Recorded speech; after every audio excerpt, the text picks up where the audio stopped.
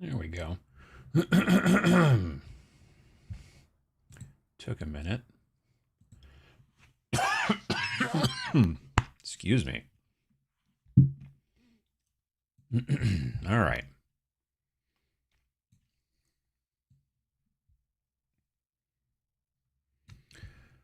And we turn off top chat. I want to see live chat. Thank you very much. And there we go. Hope you folks are doing well. Let's see here. John, good morning from Union County, Georgia. I'm assembling the Damned models from Wargames Atlantic. Oh man, I haven't gotten mine yet. I assume because you live in Georgia and they're based out of Georgia, you probably got yours early on. But in theory, mine should be coming eventually. We will see. Let's see here. Working on Age of Sigmar Chaos Chosen. Really glad to be back on a Sunday morning painting. Absolutely. Rod Demore, how you doing? Good morning. Giant Stompy Robots, yes please. There you go. Fungazi, good morning from suddenly chilly Washington, D.C. Everyone loves giant robots. I mean, they seem to. They really do. Yeah, it was nice, and it was almost, I think it was like 60 here yesterday, and now it's going to be a high of like 42 or something. So yeah, I think we're going to be in the slightly chillier area, but not as chilly as it was a couple weeks ago where it like was really cold. I mean, not, you know, for October and into November. I mean, it wasn't like negative 20 or anything like that, but it was colder than usual. Morning from Quebec. How you doing? Good morning from snowy Quebec City. We got two people there. There you go. Sunny day here in Toronto, working on a Crusader squad for the Templars. Nice. It's not raining or snowing. Oh, that's good. Motor Breath Jazz. Hello, hello. Good morning from the Great Lakes State. How you doing? Afternoon from the rainy French Alps. Perfect weather for hobbying. I mean, it seems like it. Yeah, right. Happy Sunday from New York. How you doing, Comp Native? Nick Butler. Greetings from mild Sussex, UK, where game design continues. Downloading some Snarling Badger now. Oh, well, thank you. I appreciate that. Let's see here. Ray. Greetings from Cape Town. Assembly yard of new Stompy robots. Nice. Morning from Cleveland. I'm working on some Gene Stealer cults. Very cool. Morning from Los Angeles. I can't wait to hear Gundams mentioned again. The Gundamses. Let's see here. That Rob Human. Hello from New Jersey. No getting dead. No, I'm good. So far, so good. Good morning from Scranton. Noob Painter. How you doing? Loosely Collected. Good morning from Jonesboro, Illinois. Glad to see you making a RoboJocks game. I mean, Robot Jocks, I've watched it in the last 5 years, and it's not the same. Like, these guys are considerably, I think they're smaller, probably. Well, Robot Jocks seemed massive, right? VJ Morph, how you doing? Bradley, has anyone gotten notice that their damned Kickstarter has been mailed yet? I guess in Georgia, yes. Yeah, I don't think I've gotten mine told it's been shipped yet, but I did get something recently that was like, oh, hey, this is shipping, but I don't remember what it was. We'll see. It'll show up or it won't. Hope I'm not too late. You are not. Hello from West Virginia. Downloaded the zine, assembling my Tau Storm Surge for this. Wow, nice. Very cool. Union County, Georgia? I'm in Union County, Illinois. Interesting. Morning from rainy and chilly Las Vegas. Different, completely different. I should probably be priming my big-ass Atlas. Sure. Here's to Robot Jocks the game. Again, I mean, it's, you know, they are big, you know, like you can play with tall robots, but they're just, you know, it's just a different scale. That's all. You had me at big stompy robots. Well, that's the hope. Morning from Quebec City. Rest in peace priming days. It's been almost 2 weeks since the new snow arrived. Oh yeah, we didn't get any snow here, but south of us did, strangely enough. Like Chicago and places like that, like, and even like southern Wisconsin, like Racine and stuff like that, got like pounded, got like 9 inches of snow overnight or whatever, and we're all up here just like leaves. So yeah, I need a little bit more light. I'm gonna scooch this up a little bit. That'll help. Cool.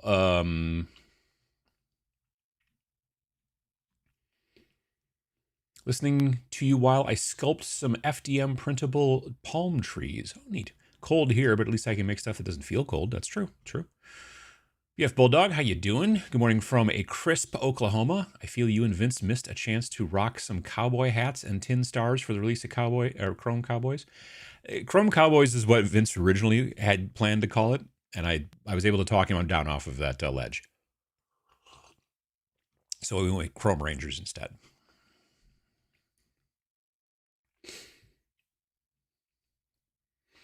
What up from Columbus, Ohio, waiting for WGA operators and civilians for my zombie apocalypse kit bashes. Nice. Good morning from Central Iowa. How you doing? Good morning. Greetings from Tabasco, Mexico. Neat. Dark Net. Good morning, Unky Adam. Love the Chrome Rangers video. Well, good to hear. Glad to hear it. Happy Sunday from Indy. Congrats on your new release. I appreciate it. Good morning from Spokane, Washington. Working on some Irish Rangers for Trench Crusade while I tune in today. Nice. Jesse, how you doing? Morning from sunny Chicago. ORD in transit to Vegas. Drove past your town Friday. Well, there you go. Going to Vegas. Yeah, I'm not. I don't envy you. Airline travel seems to be a little screwy right now, and I'm like, I'm good. So I'm glad I'm not traveling again until, I don't think I'm traveling again until Adepticon, and Adepticon is like a 90-minute drive, so that's barely even travel, right? You know what I mean? So, hooray for me. Morning from Raleigh, North Carolina. Slowly getting some K70 or Conflict 47 stuff together. Cool. Animeister, how you doing? My LGS is the real MVP, as they had a copy of Dead Silence for me. Oh, that's pretty cool. Good morning from chilly but pretty Central Indiana. Printing up a mess of grunt robots for my HDF army for OPR. Very cool. Sim, how you doing? Madhouse Minis. Currently scratch building some terrain on old bottles. Neat. Placing 1mm rivets is oddly therapeutic. There's times when like the stuff that you would normally look at and go, this is really boring. It can just be sort of almost soothing. Therapeutic's a good word too, yeah. On Friday on Twitch, I was just basically, for the longest time, I was just using some rust tone from Army Painter, one of their washes, and just working on that big robot, not the red one, but the bigger one, and just kind of like just adding a little bit of rust here and there, just like, but like water rust as opposed to like, surface rust. And yeah, it just,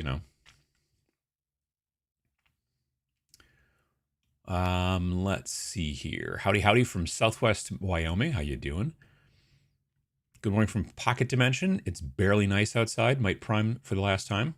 I actually primed, so the taller robot from the two in the video, the one that's more like light colored as opposed to the red one, that one I printed last week, and I built him, and then I had to prime him, and I could have primed him with my airbrush, but with big stuff like that, especially when it's plastic, like with a normal miniature this size, not a problem. I'll prime that with my airbrush, and it's fine. But with terrain or big stumpy robots made out of FDM, I'm like, I really would prefer to prime them with a rattle can. And also with FDM, I also generally like to kind of dust it, almost like do a zenithal from above, but with filler primer. That helps a bunch, I find. And so I was like, well, it's 33 degrees or something like that. So I went outside and sprayed, because I've heard, people have always said, oh, you can rattle can any time of the year, but they never say, yeah, but you have to bring it inside to dry, and to, because if you leave it outside in the cold, then it takes forever to dry, and also the surface usually gets weird. So I was like, how am I going to bring it in without stinking up the house? Well, as it turns out, some time ago, you might remember, I drilled a hole in my house, and I installed this ventilation booth thing for the resin 3D printer that I've never fired up. So I just opened up that enclosure and pushed the 3D printer back a little ways, and then after I sprayed the thing outside, I brought it in, set it down inside that enclosure, zipped it back up, turned on the fan, and let it run overnight, and it didn't stink things up. So that was actually kind of helpful. So yeah, so you can spray in the cold. You just are going to need to figure out a way to bring it inside, and it's either going to stink up your house or you're going to ventilate it somehow. So there you go. Good time of day from a dull and damp London, England, on the train home from the London Film and Comic-Con. Well, that sounds like it was fun. Hoping to get some hobbying done when I get home. Nice. Afternoon from Murky Puckle Church in the UK, painting the silver bayonet baddies today. Bloodless hounds and a dog head. Ooh. Your Grey Knights video gave me the itch to start collecting them. Well, cool. I'm glad to hear it. Surely scale is not super strict for this system, though. I mean, scale is never strict. You know, you can always be just like, guess what? I'm going to change the scale. And then, you know, you could play 40K with 6mm guys if you wanted to. I mean, your Space Marines would be about yay tall, but, you know, whatever. But no, we're generally aiming at 28mm, mainly so that you can use the terrain that you already have. Excuse me. So you can use the terrain you already have. So if you got a bunch of sci-fi 28mm terrain for playing other games, then you don't have to like come up with little terrain to fit with your little mechs. You just use bigger mechs with the 28mm terrain. But yeah, you can always do whatever you want as far as scale is concerned. First time catching the show? Oh, geez. My chair is dying. So every once in a while, it just decides to lean me back, which is not helpful. I unfortunately probably have to get a new one, which is a bummer because they're nice chairs. First time catching the show, is there a standard format of greetings, then painting, etc.? Not really, no. Good morning from Nutley, New Jersey. After some yard work building the minis for aliens, another glorious day in the Corps. Oh, that's cool. My daughter's in college in Charleston, Illinois, and they got snow last weekend. Yeah, that was a lot. And it was a bunch, like the Chicago area, like I said, got hit hard. How many times have you gotten a note that something is shipping to you and you have no idea what it is? Pretty frequently, honestly, because it doesn't like FedEx and UPS specifically rarely put in there like what's coming. Sometimes they do, but not always. But then sometimes like it'll be like DHL or other weird crap, you know. I've gotten stuff that's just like, hey, your package is coming. I'm like, I know I haven't ordered anything recently. And it's some other company that's sending me something or something, and it's going to my P.O. box or whatever, and that's fine.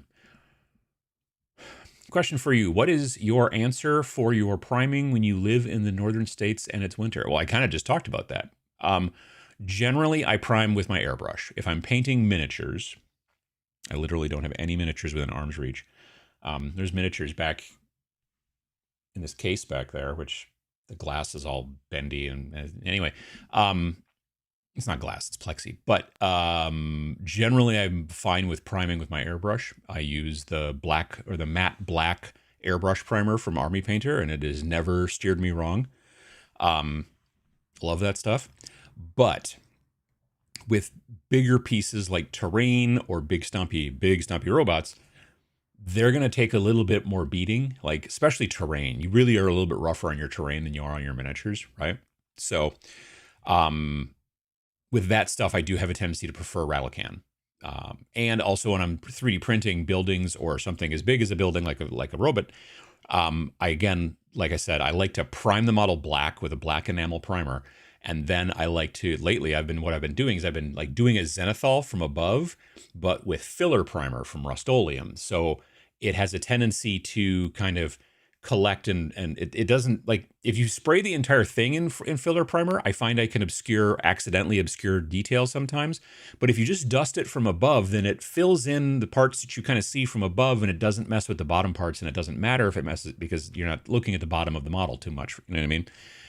But then you do want to bring it in the house. You don't, if it's cold out and you let the stuff outgas and dry outside, it will take forever to dry. And also many times what you will get is you'll get like an orange peel surface. You know what I mean when I say orange peel, how it's got like those little dimples. That's kind of the surface that you'll get, and you don't want that on your model usually, unless you do, I suppose. So yeah. Wonder if I could rehab my old, terribly painted pre-Harmony Gold Robotech Defender kit. I mean, you could. We got 10 centimeters of snow last Sunday. That's about 4 inches for my American friends. Yeah. Chrome Cowboys is a better name for a cyborg gunslinger game. Yeah. And that was the thing. Chrome Cowboys, I'm like, are we going to put like robot hats on them and they're going to carry their guns on their hip? And I'm just like, meh. So I, for one, look forward to Chrome Rangers versus Chrome Celtics, a Scottish football reference. Gotcha. I guess it's technically Celtics, and that's a Celtics is the baseball or basketball team, and it's mispronounced, but Anyway, Sergeant Major 22, how you doing? Good morning from Mid Michigan. Love the videos. I appreciate that. Hello from Whidbey Island. Nice. Morning from California. Hello from Uruguay. Working on a 3D printed demon. Neato. Got an email from them saying the Damned will be shipping again starting Monday. Okay. I mean, it'll eventually get here, I assume. I mean, the folks at Wargames Atlantic have never let me down. It's just this project sounds like it's been a bit cursed. So it's going to get here eventually, probably. It just, I probably won't do a Kickstarter again with them. Or I don't do Kickstarters with many people these days, unless they're really small indie and they're like, hey, I can't make this product unless it's a Kickstarter. Then it's a different story. But with in general, I'm just trying to stay away from the Kickstarter stuff, and I'll just wait till the thing comes out. Will I get as much stuff for as little of a price? Probably not. Oh well, these things happen. Good day from Oconomowoc. That's how you pronounce that word there, in case you guys were wondering. It's Wisconsin City. Working on my own book release coming soon through Drive-Thru RPG. Nice. Very cool. Congrats. It's finally stopped raining in Ireland for now. Well, sure. I can spray prime in winter. I just do it in my garage, but keep the paint cans indoors. Open the door with a fan going when I'm spraying. Sure. Yeah, you got to do that. Stay up to 11 p.m. to catch you. Well, I apologize. Just wanted to say I'm really digging Chrome Rangers. Thank you for yourself and Vince. Well, absolutely. Absolutely. Good morning from my job. How you doing, Duffy? Let's see here. Good time of day from Clearwater, Florida. How you doing, Ralph? Working on some really fancy FDM printed storage boxes for Twilight Imperium components. Yeah, a lot of people like to do that for like board gaming and stuff. Make sure you bring your spray cans up to room temperature before you spray in the cold. Also true. Let's see here. Good morning from warm Middle Tennessee. How you doing? For Chrome Rangers, I have the odd problem of having 10 millimeter terrain. I mean, yeah, if the majority of your terrain is 10 millimeter, then that is, yeah. But because 28 millimeter is generally very popular, we were like, well, this will make sense, Good morning from the UK. No hobby here today, but I did pick up Chrome Rangers, and I see why you said the Archon Mammoth Walker would be too small. Now eyeing up some old Gun Plus kits instead. Yeah, I actually ordered some sort of Gundams on Amazon.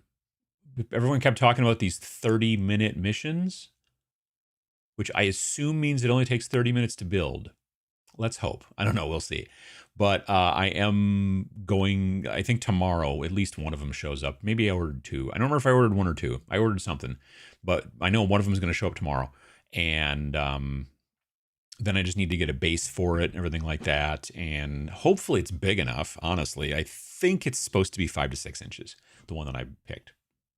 So we'll see, because like I said, I've never built any of those before. But it shouldn't be that hard, I assume, right? Just finished a 3-gig weekend. Barely able to keep my eyes open. Don't be alarmed if I nod off. I won't. You should get some sleeps.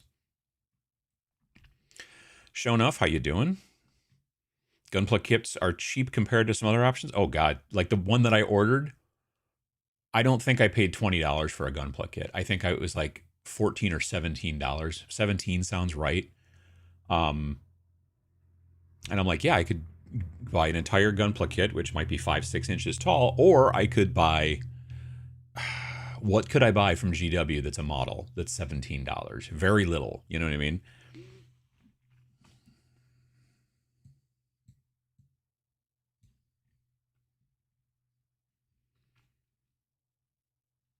Filler primer? That sounds like a thing to me. Yeah, it's called filler primer, and it comes in a can. It's a light gray color, and it's from Rust-Oleum. I pick it up at like lots of places, like Lowe's or Menards or whatever, and it's just kind of a thick primer, but it does work well on FDM. Now, admittedly, I'm using a Bamboo Lab A1, which already makes a pretty smooth print in most situations. Now, the two robots that were in the video and that I've been painting lately on Twitch, both of those were printed with the 0.4 millimeter nozzle, which is the standard nozzle that comes with that printer. Either earlier this year or last year, I forget exactly when it was, but I did that video where I painted those two robots, and one was printed with FDM and one was printed with resin. My friend Dave printed the resin one, and I printed the FDM one, and then painted them and compared them, right? Painted them roughly the same color. They were kind of teal color. Turquoise, maybe. I don't know. Anyway, that one was printed with the 0.2 nozzle. And it is smoother, but it's also only about maybe 3-4 inches tall tops. I found that using the Bamboo Lab printer, even with that stock nozzle, works really, really well. And then, like I said, kind of dusting it with a little bit of filler primer over the top. Again, not trying to spray it everywhere. You don't want to cover it. I don't want to use the filler primer as the primary primer. I want to use the regular like black enamel primer that I generally rattle can use stuff. It's what's it made by? It's made by Rust-Oleum as well. It's in a taller can. It's probably a 15-ounce can, silver like label. But yeah, it's this black matte primer, enamel primer that works really nicely. It also works great on FDM.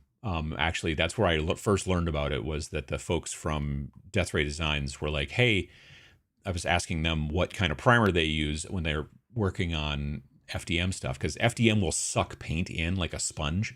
So you need to seal it. And some people are like, oh, you get some PVA glue and some water and all this kind of stuff. And I'm like, eh.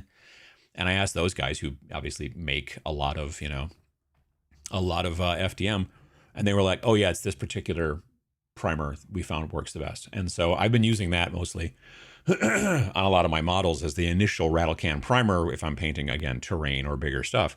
And then especially with 3D printed stuff, 3D printed terrain, 3D printed big giant robots, then I'm dusting them from above like a zenithal, but with this this primer, or filler primer, I guess. Yeah. I should make a video about it. Let's see here. Working on some really fancy FDM printed storage boxes. I read that one. For Chrome Rangers, I have the odd problem of having... I read that one as well. How did I go so far back? Did everything copy? What happened? I actually fill a large mixing bowl with tap water, with hot tap water. Let me spray cans sit for about 5 minutes. Yeah, I was going to do that, but I was running out of time, so I didn't. Let's see here. What is the Army Painter equivalent to GW's old tin bits or Vallejo's tinny tin colors? I don't know. I never used any of those colors. I've heard about tin bits before because it always reminds me of those little donut holes from Tim Hortons in Canada, because they call those Tim bits. But the Vallejo tinny tin color, I've never even heard of that, so I unfortunately don't know. Hello from London. The sun is going down earlier, and I'm not a big fan of it. Yeah, I get that. Morning from wet and cold California.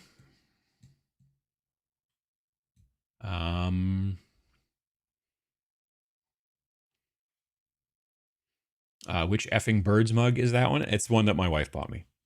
It's got birds on it, and they're swearing.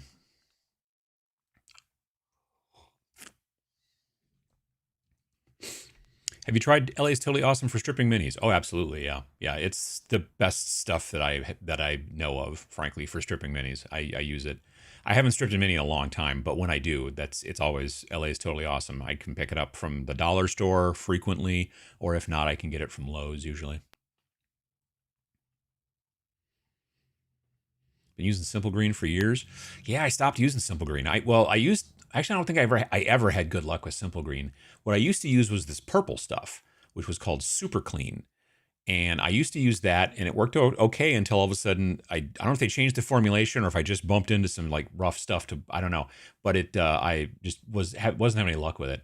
So that's when I started. I don't remember if someone mentioned it online or I don't know, but the yellow stuff, the LA's Totally Awesome, that stuff is amazing. Can you actually use an Imperial Knight in Chrome Rangers? Could be the perfect chance to dust off my Warden. Oh, absolutely, yeah. You basically are looking for a robot that is a robot model that is between 5 and 8 inches tall. So your Imperial Knights are going to totally fit in there. And then as far as basing is concerned, you're generally looking for Like I like circles generally. So it's suggested circles are between 100 and 200 millimeter. But if it's an oval, like usually they are for like Imperial Knights and stuff like that, that's fine too. So yeah.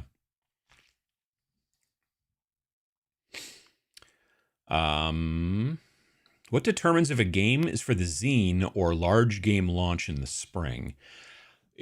Generally, it's how much of a like, how am I trying to say this?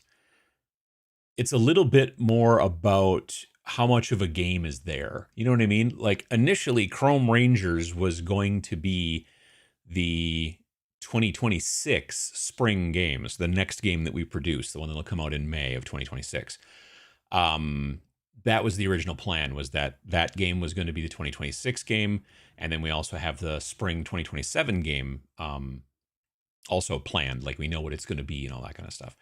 So that was the plan. But then as we started looking at it, we were like, I don't know. The thing about Chrome Rangers, to be perfectly frank with you folks, is that it is a little bit more risky of a game. And I don't mean you take a risk by playing it. I mean, we take a risk by making it. It's a niche kind of thing. Now, obviously, people like big stompy robots, sure. And it's actually selling well. Like I looked at the numbers yesterday. I compared the first day of sales for SNARL 2023, which was the tanks for the apocalypse.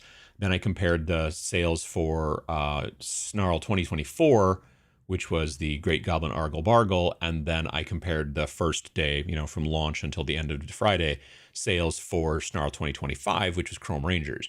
And the 2023 one got slightly outsold by the 2024 one, and the 2024 one got slightly outsold by the 2025 one. So we're, line is going up, which is great or whatever. But it was still, it's the games that have a tendency to go into Snarl are games that if we made them into a full entire game, a lot of people will be like, I don't know. You know what I mean? So we do look at, to some degree, the idea of like, do we think more people will like this? Because here's the deal. We spend a lot more money on art, and we spend a lot more time on design and development and editing and all that stuff in the bigger games. Like the upfront costs on both of these games are, for actual production, are zero, because we do print on demand. Well, there's no print on demand on Snarl, obviously, because it's just PDF only, but we're not like laying out a bunch of money to get a bunch of books printed for the spring games. Like,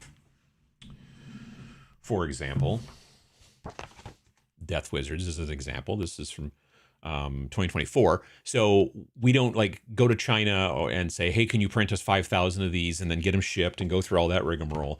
They get printed as people order them. That's what print on demand is about. And it's great. And we highly suggest that people who are getting into indie game design look into getting into that kind of thing if they're going to do printing.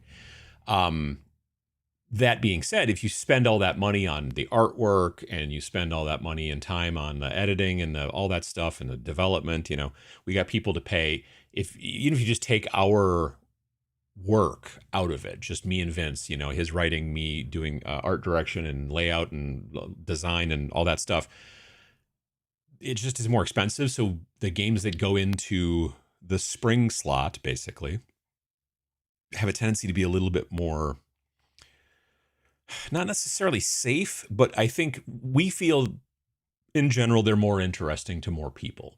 Now, we were totally wrong on that with Rain and Iron, as it turns out. Rain and Iron didn't sell well at all, which is weird, but it is what it is.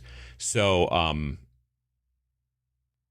yeah, Rain and Iron should have been a zine game. It's not long enough, or the zines would there's not enough space in the zine. That's the other thing too. The zines are like, the first one we did was like 28 pages. Second one we did was like 36 pages. This one's back down to 32 pages.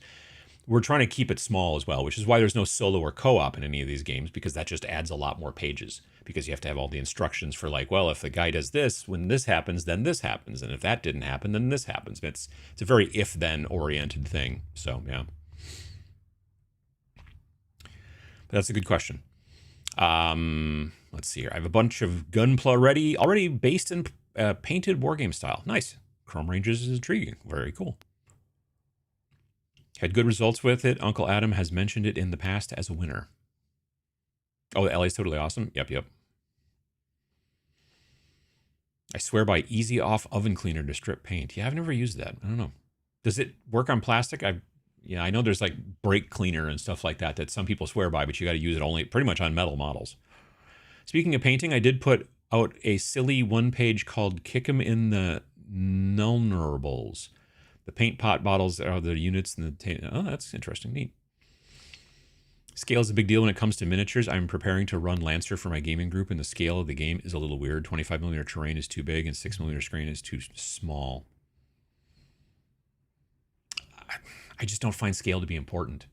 Like, as long as you're playing the game in the same scale, everyone's got the same size model, or not even the same size, but nearly the same size. People get real weird about scale. They're like, well, I don't like those models because they're 28mm, and I like to use 32mm. And I'm like, well, maybe they're just shorter people. You know what I mean? And I've made this comment a bunch of times. I'm a foot taller than my wife, but we're the same scale, you know? Take a look at Kevin Hart and Shaq. They're the same scale, but they ain't the same height. So it's okay. You know what I mean? But people do get real hung up on scale. And like I said, if you're using, terrain of a certain size and then decide to use models that match that terrain, then everything's fine. It's not that important. Have racks of minis for Frostgrave. Have actual mages and skeletons waiting. Neat. They just sent me a Frostgrave book. Where the heck did I put it?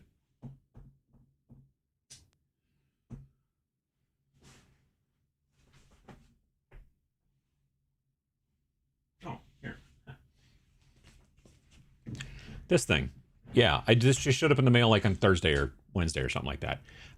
It's the second edition, so it's not a new version of the book. It's just like wicked fancy, right? Like it's got this fancy, like hard thing, and then but it's still regular second edition. It's not. I don't know. I guess I don't know. I'm not usually the guy.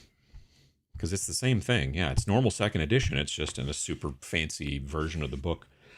I'm not a guy who's usually into this. I'll be very honest with you. So I'm not the right customer for this. But if you're the type of person who's like, oh, yeah, that's what you should check it out, because I think it's out now. But if you've already got the second edition book, which is a hardcover in itself, right? I mean, like, but it doesn't come with the slipcover thing. So I guess there's that. I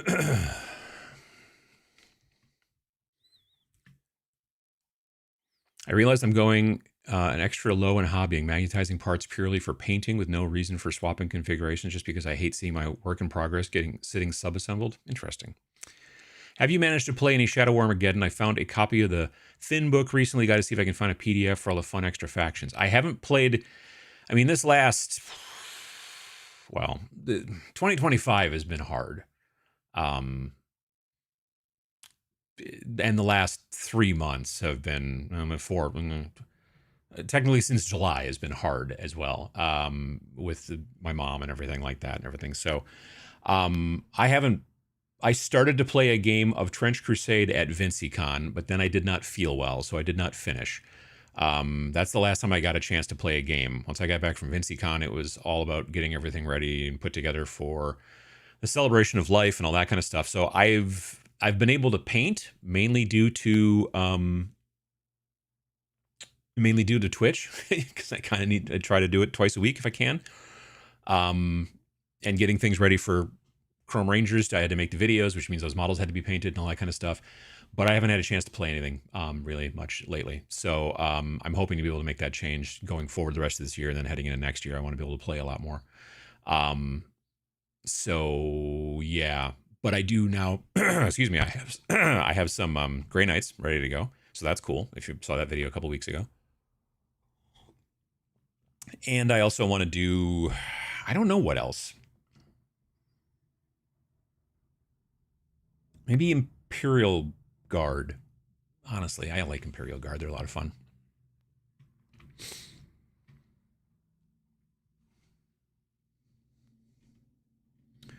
Let's see here. Gundam 30-minute mission boxes are intended to be simple build kits, few parts, less mobility, but works for tabletop. Well, cool. Yeah, I think they'll be great. It takes longer than 30 minutes, but they are pretty cool. Well, you know. Latest Gunpla kit I bought was a mere $18. Got back change from a 20. Yeah, they are considerably cheaper for sure. I think the Necromancer is 12 pounds. Yeah, like the Necromancer is still relatively inexpensive. The guy that I like to call Old Drippy, you know, the Chaos. They used to call him a Nurgle, a Chaos Lord of Nurgle, but now they call him the Lord of something else or whatever. But he's the big fat guy with his guts hanging out over that big, you know. I own like 6 of that guy. He's awesome. That guy's still maybe $18, $20, but for the most part, yeah, you're not buying anything from GW for that price. Good morning from Molly in Chile, Ontario. How you doing? Basic Gunpla is cheap, but a higher grade kit can be expensive. Sure. I'm literally sitting with a box of Tim bits from Tim Hortons right now, managing not to scarf them all down. Well, that sounds pretty good. Any tips for unwarping GW plastic from flat tank panels? Hot water. I would not use a heat gun because I have melted GW plastic before when the heat gun sat for just a touch too long. So I would probably suggest hot water. Like run hot water over it and then try to like flatten it out somehow. You know, that's probably your best bet. Morning from offensively sunny and warm Omaha. It's mid-November. It shouldn't be 75 degrees. Where's my autumn? I mean, that's a good question. Maybe it's just me, but every bottle of GW tin bits was thick sludge and horrible to try and thin and use. I have tinny tin and it seems to work okay and it's a lot easier. No clue as to a similar one. Yeah, I've never liked any GW metallics. I always felt like they were chewing gum in a bottle. I remember painting a Helldrake, and that nearly killed me, all that stupid trim.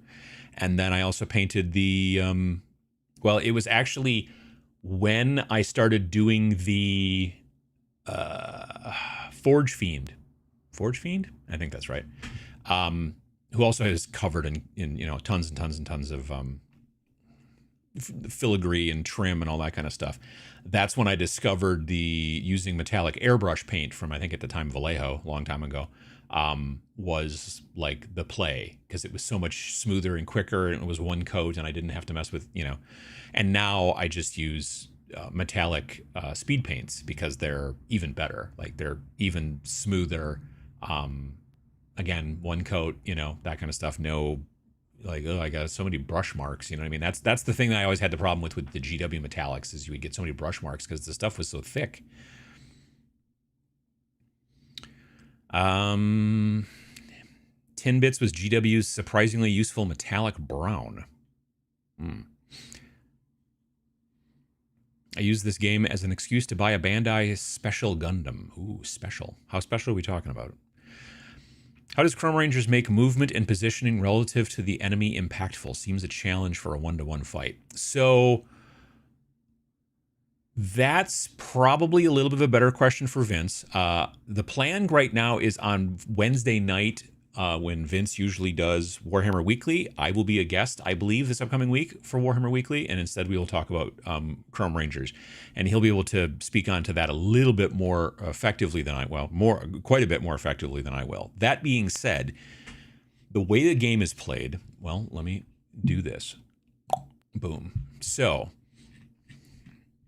this is a picture that we took at Nova at a Mexican restaurant. Anyway, so the idea basically is that you have these maneuvers you do. You have offensive and defensive maneuvers. So the attack causes damage, roll twice. You know, so you have, what you're doing is you're planning ahead. You have a list of the maneuvers, which are in here, and there's also a set of cards, like a PDF of cards you can print out, and they're magic card size, so you could sleeve them if you wanted to, but that's also included in the download. Here are the maneuvers. Okay, so like fire weapon. So the mech has one or more weapons. That's a requirement. If you don't have any weapons, then you can't fire a weapon. You don't have to move because minimum movement is 0. Maximum movement is up to your speed. And then you choose a single weapon. The piloting check is successful. You hit with that weapon. And then there's rolling shot, there's charging blast, there's double fire, there's bracing shot. So you have all these different things. Some of them require movement, some of them don't require movement, that kind of stuff. And you have to pick these ahead of time. You have your planned offensive and defensive things, because if you do an offensive thing and then someone is able to fire back at you, you need to be able to use a defensive thing. Now, if you need to do a maneuver that you didn't plan, then it is known as an improvised maneuver, which means when you roll your pilot check, it is a harder roll when you try to use an improvised maneuver to make it work. Whereas a planned one, it's much easier for you to hit that die roll. So it's about the types of weapons that you have, and then it's also about the types of maneuvers that you're doing. So it's very, like, Vince really, like, the whole point of this game, very frankly, there's 2 whole points of this game. Number 1, big stompy robots. I wanted, I liked the idea of making everything 28 millimeter and using your normal terrain and having, like a big robot that you'd build or 3D print or use a GW, Imperial Knight or whatever. So you've got all that going on. But then Vince's whole point to this game was, I bet I can make this work. Whereas normally a 1 versus 1 mech battle sounds like 2 guys stand there and shoot at each other. And this is much more moving and going into cover and doing stuff, and there's area terrain and all that kind of stuff. So like I said in the video, he's trying to make it seem like a big anime mech battle where the mechs are like not just standing there and going shoot, shoot, shoot, shoot. You know what I mean? They're like dodging and weaving and rolling around and that kind of stuff. So you have these plays that you're going to do based off of the weapons that you've put into your mech, or even the augmentations. There's certain things you can do like ECM and all kinds of stuff like that.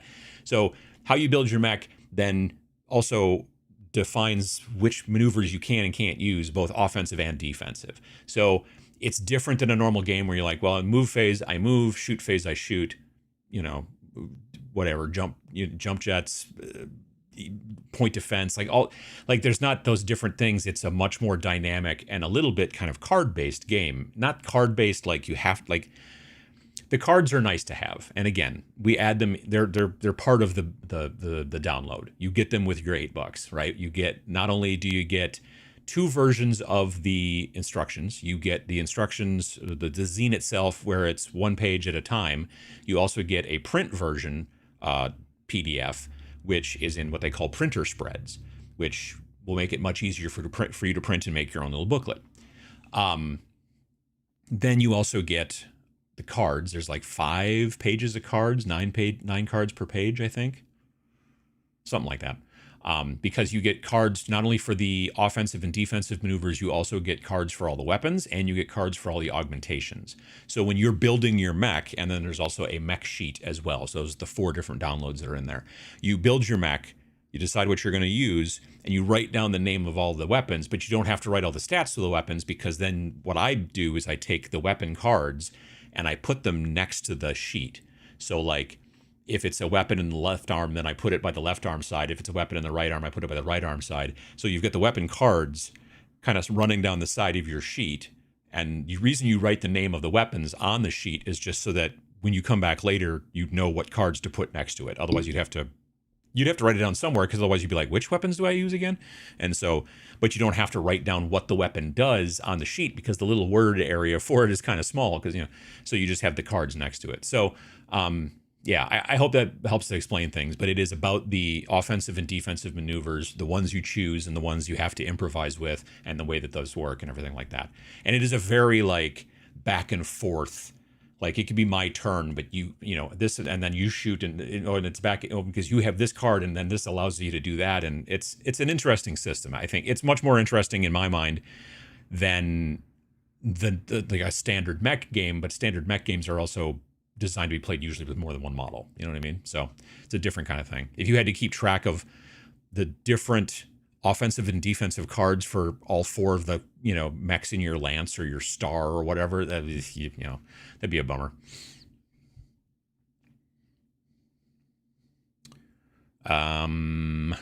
Let me see here. Let's see. Basic gunplay is cheap. Higher grades can be expensive. Yeah, yeah. Timbits, morning. Offensively, maybe it was just me. Bottle Timbits. There we go. Good morning from crisp, nice Southern Oregon. How you doing? Oh, jeez. Where are we at here?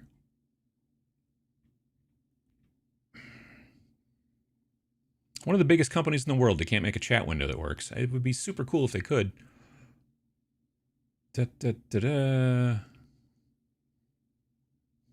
Microgame format is a great way to trial balloon something. Now that you tested the waters, you know that it might be worth giving more support for. I don't know. I mean, we'll see, I think. I don't know if there's a ton more there. You know what I mean? Like, I don't know if... We've had a bunch of people be like, hey, what if you had it where it was like one mech versus a bunch of like regular 28mm dudes on the ground? Which, I'll be very frank with you folks, when we started working on this, I was like, well, what if it was a mech and guys? You know what I mean? Like, you have a mech, but you also had 4 or 5 guys. So that, you know, but Vince was very much like he really, I think, wanted to prove that this game could be played with just one mech versus one mech, and he wanted to show that. But I don't know what the future holds as far as that's concerned. Depends on how it sells and things like that, you know. I mean, again, I think we learned our lesson to not do sequels with Rain and Iron, to be perfectly frank with you. So I don't know. I don't know. We'll see how it goes. Line must go up. I mean, line doesn't have to go up, but if it goes up, okay, that's cool. It so far so good, you know. Good thing about capitalism is that we can reward good behavior with our purchase power. Don't buy anything you don't support. Also, piracy bad. Yeah, piracy is bad. Can't wait to buy Chrome Rangers. Just have had a lot going on past week starting new job. Well, sure, yeah, absolutely. And the thing is, it'll always be there. You know what I mean? Or you're not going to be like, oh, I missed it, and then not it all sold out. That's not how it works. Good morning from a suspiciously mild Saskatchewan, Mr. Sir Adam. How you doing? I think Chrome Rangers is wonderful for folks that love Gunpla and are interested in minis as well. The appeal of using HG Gunpla models in a... What's HG Gunpla? High grade? Maybe? In a miniatures game is what's got me hooked. I mean, I'll be very honest with you guys again. I don't know jack about Gunpla. Like, I've never been one of those guys. I've never been into the Gundams and all that kind of stuff. I've never been an anime fan. I'm not, like, against it. It's just, it's not for me. But if it turns out that it helps, like, it's an easy way, like, you'll see that I 3D printed both of my robots, but not everybody's got a 3D printer. There are probably going to be plenty of people who are like, I already got a Imperial Knight. It's fine. I'll just use him. And that's, that's what Vince did all of his testing was with Imperial Knights, because he's got a zillion of them, because he loves painting those guys. I have 2 Imperial Knights, one that is unbuilt, and then one that is built that I bought from actually a patron. And it is, I'm going to paint it eventually, but it is a Gundam, or not a, sorry, Gundam, it's an Imperial Knight, but it is covered in skulls. Like, they used like a box and a half of those box of skulls from GW and just glued tiny skulls all over it. And he posted a picture on the Discord, and I was like, and he was like, yeah, I'm going to put this up on eBay. And I'm like, how much are you going to put it up on eBay for? And then I just bought it from him because it's very cool. But one of these days I'm going to paint it. But yeah, you can do, pretty much whatever you want. You could kit bash something out of, make stuff out of, I don't know, junk around the house. You can do whatever you like. But I think you're right. I think the Gundam thing is going to be attractive to a lot of people because there's a lot of folks out there, like myself. I don't usually build models just to have models. Like when I was a kid, I built model airplanes, and then you set them on the shelf and then they get dusty. That's fine, whatever. But if I can be like, I can build a model and then use it in a game, like that was what really kind of got me into miniatures in the first place. So being able to buy a Gundam type of thing, right? But also the fact that they are considerably cheaper than buying most other kind of miniatures, it just makes sense. So I may at some point make a video about using an inexpensive Gundam, putting it together, putting it on a base, painting it up. From what I understand, a lot of times Gundams are not something you paint. You build them, and they're already in different colored plastic, and now that looks like they're painted. And then there are people that then just put on decals and then leave them nice and clean. There are other people that like to weather them up but not repaint them. And then what I'm going to do is I'll completely repaint the thing because that's what I do. So yeah, I'm also planning on trying to use the Brent and Casey, Goobertown Hobbies and eBay Miniature Rescue. They have their own company called Goblin Hobbies, and they make these cool stamps, basically. They're like for nail salons. It uses like a little silicone stamp, and so you have this metal plate, and there's all kinds of different designs on it. You put the stuff on there, and then you transfer it onto the stamp, and then you stick it onto the model. And I think I want to use some of those on the ones that I've already got painted to add that kind of functionality. The one downside to printing 3D printed like FDM stuff is I've never tried it, so I could be wrong. I'm just strongly, my belief is very strong that trying to put water slide decals onto an even slightly kind of bumpy surface from the 3D printing is going to fail. Like, it's not like it's going to fall off, but it's going to have bubbles up behind it, and it's going to look all frosty, and it's not so good. So the idea of using those little stamps makes a lot of sense. So I'm going to give that a try. I did get to actually demo the stamps at Nova Open is where I did it, because they had a booth there. And I had tried messing with them in the past, and I had not done well with them. So I'm like, I need to know what I'm doing wrong. And they're like, and it turned out what I'm doing wrong is from the time that you have it on the metal plate, and then you go and you transfer it onto the silicone stamp, the clock is a ticking. Like, you've got seconds to stick it onto the thing that you want to stick it onto before it dries on the silicone, and then it doesn't work properly. So you've got to have all your ducks in a row and be all ready to go and go, I'm going to put this thing onto that guy's shoulder. He's within arm's reach. Everything's ready to go. Dab the stuff on the plate. Yeah, like, you have to move very quickly, otherwise it doesn't stick properly. So that was the thing that I learned. And now you've hopefully learned it if you ever get any of those cool stamp things. Waiting to buy Rain and Iron still. I usually buy your guys' stuff day one, but it's been hard landing a work contract this year, so the new games for me are at the moment. I get that, sure. Rain and Iron, I still think it's a very good game. I think that the problems that we had with Rain and Iron, to some degree, I think the cover was not as successful as we would have liked. Cover does a lot of heavy lifting. Like, you come and if you buy our games in the past, or you've paid attention, or you follow me and Vince, you folks maybe not are as like swayed by the cover, but people who just see it up on Wargame Vault, like in the like, oh look, this is at the top of the sales and stuff like that, or whatever. The cover does a lot of heavy lifting. So the cover wasn't as great as it could have been. Secondly, I think the fact that it sort of split the sides between fantasy and sci-fi, I think that maybe confused people. And I think also the fact that it was a sequel, even though it was a completely standalone sequel, I think a lot of people were like, well, I didn't really play that first game, so I don't, and so I don't know.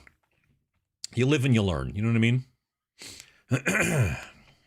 Honest publishing question from someone working on an indie war game. Is there still a substantial cost between an all-color book and a black and white book with color cover? That's the way it used to be. Yeah, it's pretty expensive in comparison, right?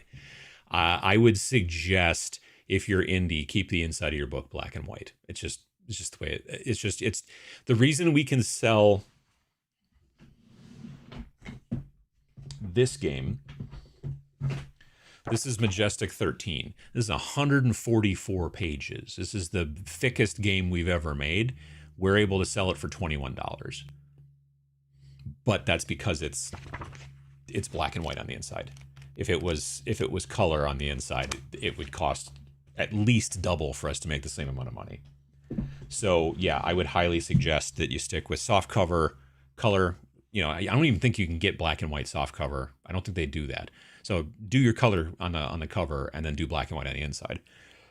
I have a bit of a tickle in my throat. Sorry. There we go. Easy off doesn't harm the plastic. Oh, good. All right. I'd love some Robotech inspired models for Chrome Rangers. Looking forward to it. Nice. I used to feel the same way about scale when I first started GW Minis, and then now I don't care. Sure, yeah. Want but can't afford that book. I don't know what the price is, honestly. Yeah, like I said, they sent me a copy, but it's like I was like, oh wow, they're making a third edition, but they're not. It's the second edition. They just made a fancier version of it, which is fine. Frostgrave 10th edition? I don't think that's 10th edition. I think it's second edition. Plus, Osprey keeps the same edition for a reasonable time. True. 10th anniversary. Oh, okay, I gotcha.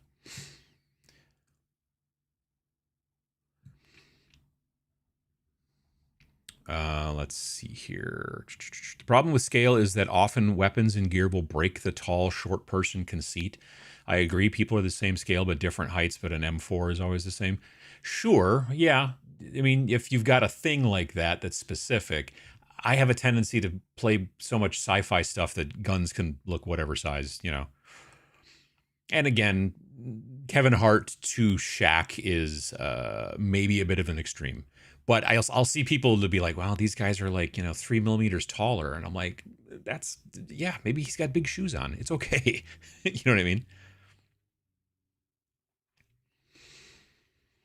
Have used Tester's ELO to strip minis for a while. Electric Light Orchestra? I had no idea. Metal has been no problem. Old plastic RB01 Marines and other plastics were fine. Old Tau Fire Warriors turned rubbery and were ruined. Oh, wow. That's weird. Have you looked at Star Wars Legion since the rules refresh and switched to models on sprues? I honestly haven't. My friend Kevin, who owns a shop here in town, he and I want to get together and play. He's been paying a guy to paint his army, his rebels, and I had an 800 point painted Empire army. And then the new version came out, and the new version is now 1,000 points, and a bunch of other stuff changed and all this kind of crap. So eventually we'll probably play, but I got to paint new guys. And he's got to get his painter guy to paint him some new guys, and, But no, unfortunately I haven't. I don't... I understand they're a big company, so therefore they have to constantly change everything so that they can continue to sell things, but it's incredibly annoying. So this is one of the reasons why I've been so much more interested in indie stuff, is because indie stuff doesn't change so frequently. You know what I mean? That's one of the reasons people are like, well, why don't you guys just like make a game and focus on that game? And I'm like, because then we can make new games every year. And then they can be good, and people could buy them 6 years from now, and they're no different than they were when they came out. And they're not going to go and have to be like, oh, I got to download the 28 different updates that change this and that. If there's an FAQ / errata or whatever sheet, you can download that, and it will be updated, and that's it. And honestly, so far, I mean, we've had some games that have definitely kind of needed that. But for the most part, yeah, we try to not have to do that. But yeah, the whole concept of like, we got to make a second edition, we got to make a third edition, we got to make a fourth edition is just to basically resell the same stuff over and over again to keep making money for your company. And yeah, so I don't know if my friend Kevin wasn't interested in actually getting together and playing it, I would just sell everything that I haven't painted already and get rid of it all, and just keep the stuff that I painted. And because you can always use stormtroopers for cool stuff. I don't know. The only downside is that I painted all their bases to match not my normal, like when I normally paint any model for science fiction games, I always give it the same type of base. It basically looks like an urban rubble kind of base. You're standing in a parking lot, a building is exploded over there, and there's some chunks on the ground, but you're basically standing in a parking lot, right? And that's the way I like to do it. I did my Chrome Rangers models on the same bases. So I could take one of the Chrome Rangers models that I've done, and I could grab some AdMech, and I could grab some other weird rando crap and I could put them all into the same like warband, and they would all have matching bases. And that's how I like to do it, right? So there's that. But the guys for Star Wars Legion, I did them all in desert bases because my plan was to use, I have a desert mat, I have desert terrain, like Tatooine looking stuff, and that was the plan. So that's why I did that. But now if I decide, let's not play Star Wars Legion because they changed the rules and it annoys me, then they're going to not match when I put them into a group with a couple of Space Marines and some other stuff, and it's going to drive me a little bit nuts. And so, yeah, I don't know. What are you going to do?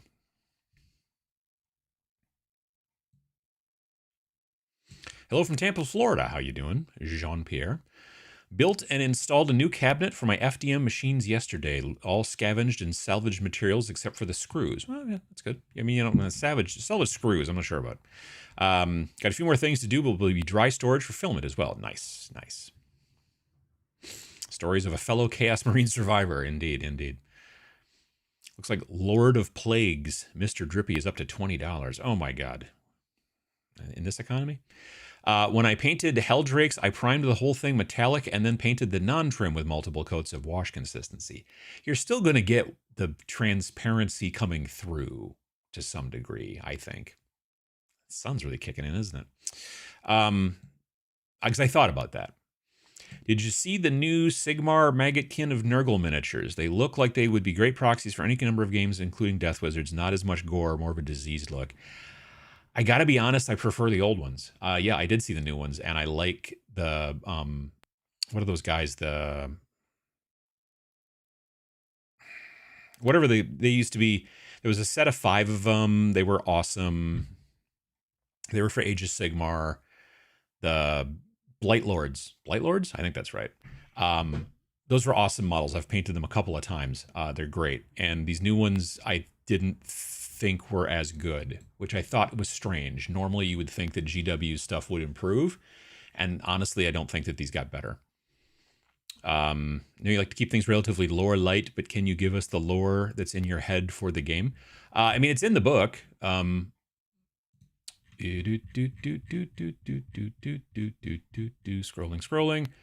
Okay. Website. There we go.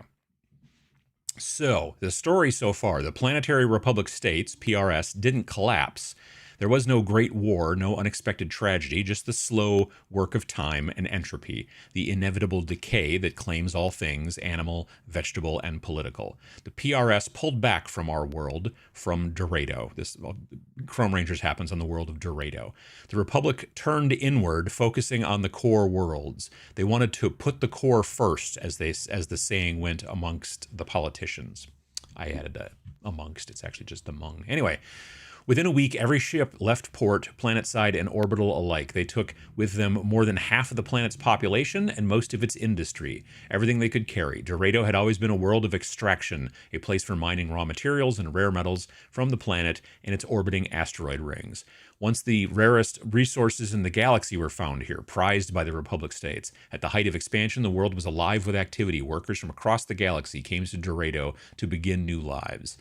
The greatest minds in the galaxy came too, starting a tradition of scientist, engineer, adventurers who piloted massive machines to harvest resources from the planet and the asteroids above. For a time, it was the good life, steady work, solid money, and the excitement of a future that seemed boundless. But all good things end.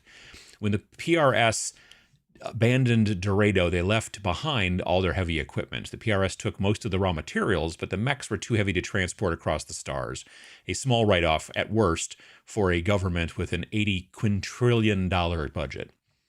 Quintillion, not quintillion. Without a government, you might expect chaos to erupt, but it didn't really happen. Disorder came slowly. Half the population was gone, so at first things were quiet. Law enforcement was among those who left with the PRS evacuation, though, so trouble became inevitable. It began with small gangs roaming the countryside, bandits robbing travelers. The gangs turned on one another, and the violence spread. Eventually some stole old mining mechs and added weapons and armor. The remaining security forces were completely overwhelmed. It was 10 years ago that the first defender took the field. A white hat stood up for a small town, drove off the bandits, and destroyed a raider mech. Without knowing it, that nameless hero began a new age in Dorado. Raiders and defenders alike started retrofitting and abandoned machines.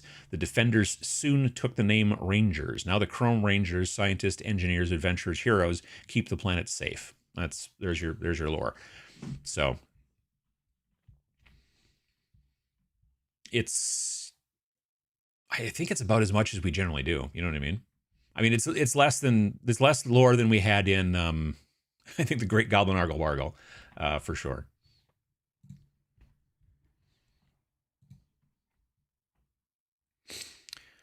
Let's see here. The maneuver mechanic reminded me of Star Wars Armada's command stack mechanic a bit. Oh, with the well, I mean, you're picking what you're going to do. The thing that I thought was cool about the command stack mechanic from Armada is that what it was simulating was the fact that these ships are huge and can't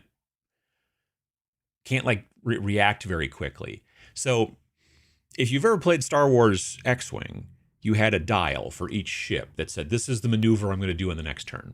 So you'd sit there and go, you're looking at that ship and you're like, I want him to do this. So you'd pick that maneuver and then you'd put it face down next to that ship. And then when it was time for that ship to activate, you'd flip it over and say, oh, it's going to do this. And then you would do that thing.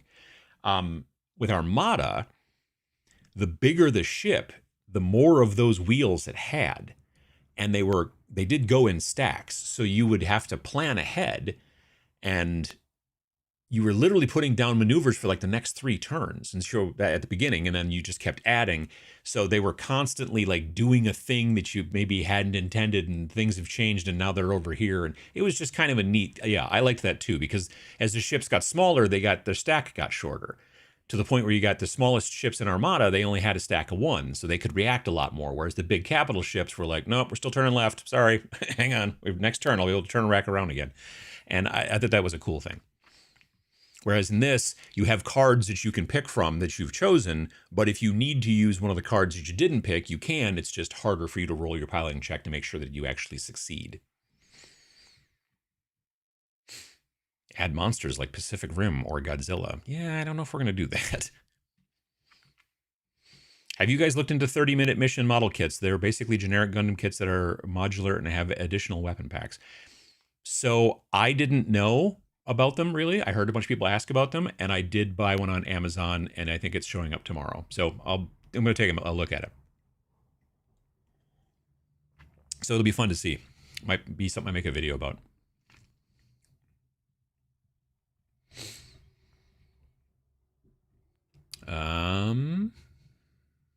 That's a deal for $8. Well, we hope so. Yeah, we like to keep the zine cheap. YouTube decided to show me your stream. Have a nice day. Bye. Oh, well, how you doing? 30-minute missions also has a line of Armored Core 6 mechs, which are quite sick. Sounds like you took Infinity and made it playable. Well, I mean, I don't know that Infinity uses maneuvers like we do. There's reactions and stuff. There's the AROs and all that jazz, right? But I don't know. I know very little about...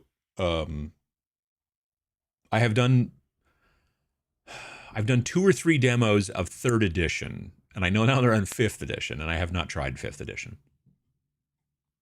Infinity, I mean. Battletech Gothic showed up at the FLGS last Monday, along with scads of salvage boxes.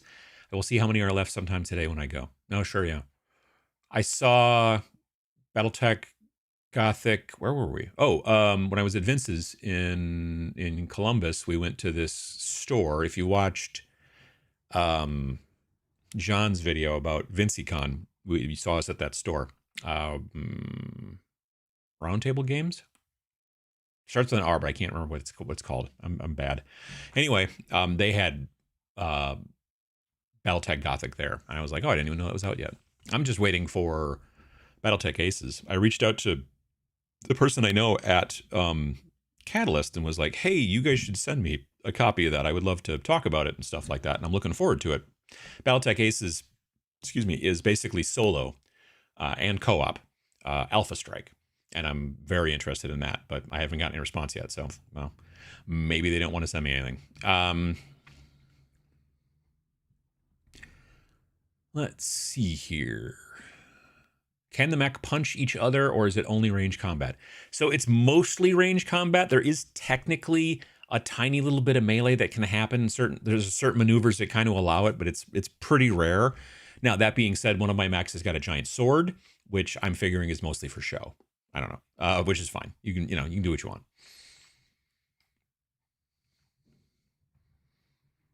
I, for one, loved the idea of Rain and Iron and was hoping for a third game with the humans returning to the story with them being able to do ranged and melee combat. Ooh. So Rain and Iron made line go down. Maybe it should be Rain and Irony. I don't know.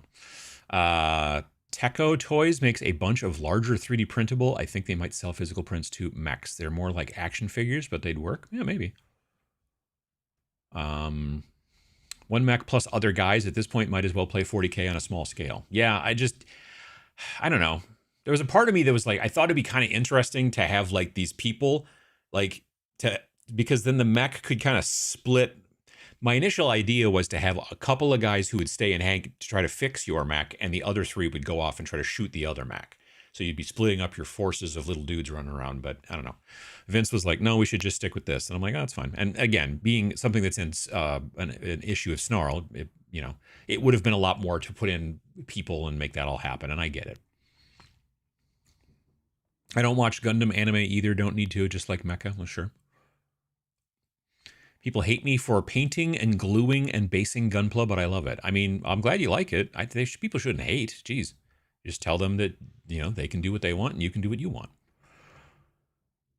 Got to avoid the Tamiya panel liner. It will destroy the plastic unless you seal or paint it. I've heard that just recently, is that the panel liner is eating the plastic that most mecha models are made out of, which is weird. Hello from South Carolina. How you doing, Death Dealer? Corvus Games Terrain. How you doing? Working on my next year con schedule. Are you hosting a con next year, and do you have dates, and can I come?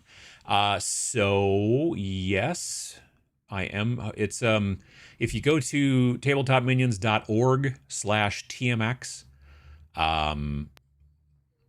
all I have on there so far is the date for next year, which I believe is June 13th and 14th. I'm pretty sure it's because we usually do the first weekend in June, but we couldn't do the first weekend in June this year because there was a wedding. So, which makes sense. So it's going to be 13th and 14th. You mentioned a bit ago about FDM prints basically sucking up paint. Not FDM prints, MDF stuff. MDF being the, I know it's MDF, but MDF is like that kind of sort of wood-based terrain. It's like laser cut, and then you put it all together. That stuff sucks up paint. FDM I don't think does, because it's plastic, basically, so it doesn't absorb particularly. But that kind of woodish kind of stuff that is made up of MDF, that stuff does absorb paint. I went against my better judgment a few weeks ago and tried an oil wash on some terrain. That was a major mistake. Oil wash on FDM has a tendency to just really emphasize the striations. That's kind of the downside, yeah. Unless you're talking about it did something else. I don't know.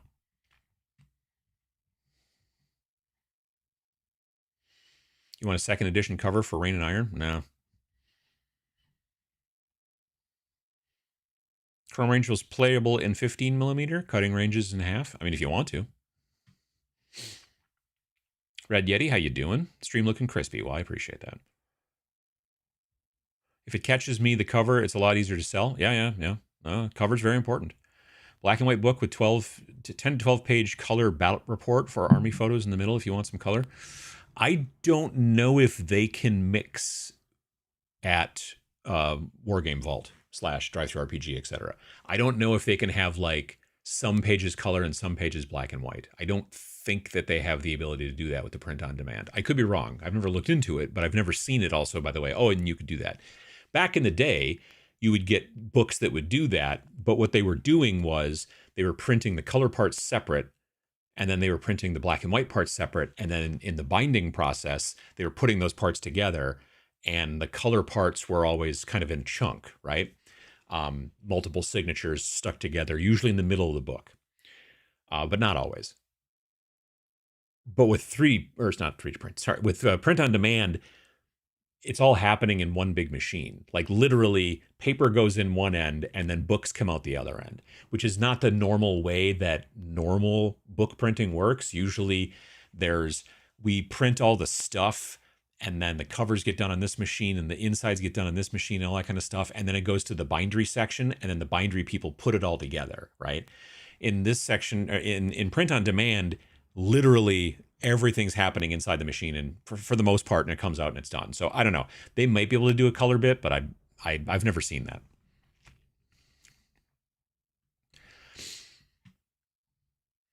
I would murder politically for a Majestic 13 sequel. I mean, there was an add-on to it in... where is it here? Where have I hidden my Great Goblin Argle-Bargle? Well, wherever Great Goblin Argle-Bargle is, there's an add-on in that. Is it downstairs in the basement? Where did I put it? Anyway... Great Goblin Argle-Bargle's got a Majestic 13. It adds some gear and stuff. Nothing super fancy.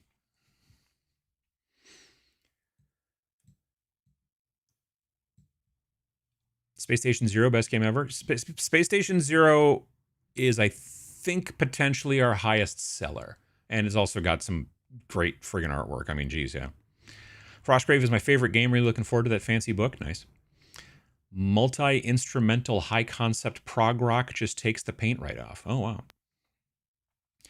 Any chance you've looked at Conflict yet? I'm interested but not played Bolt Action, so I don't know much about it. Yeah, I was taking a look at how to build lists and stuff like that. It's kind of interesting that in the ways that it does that. But I'll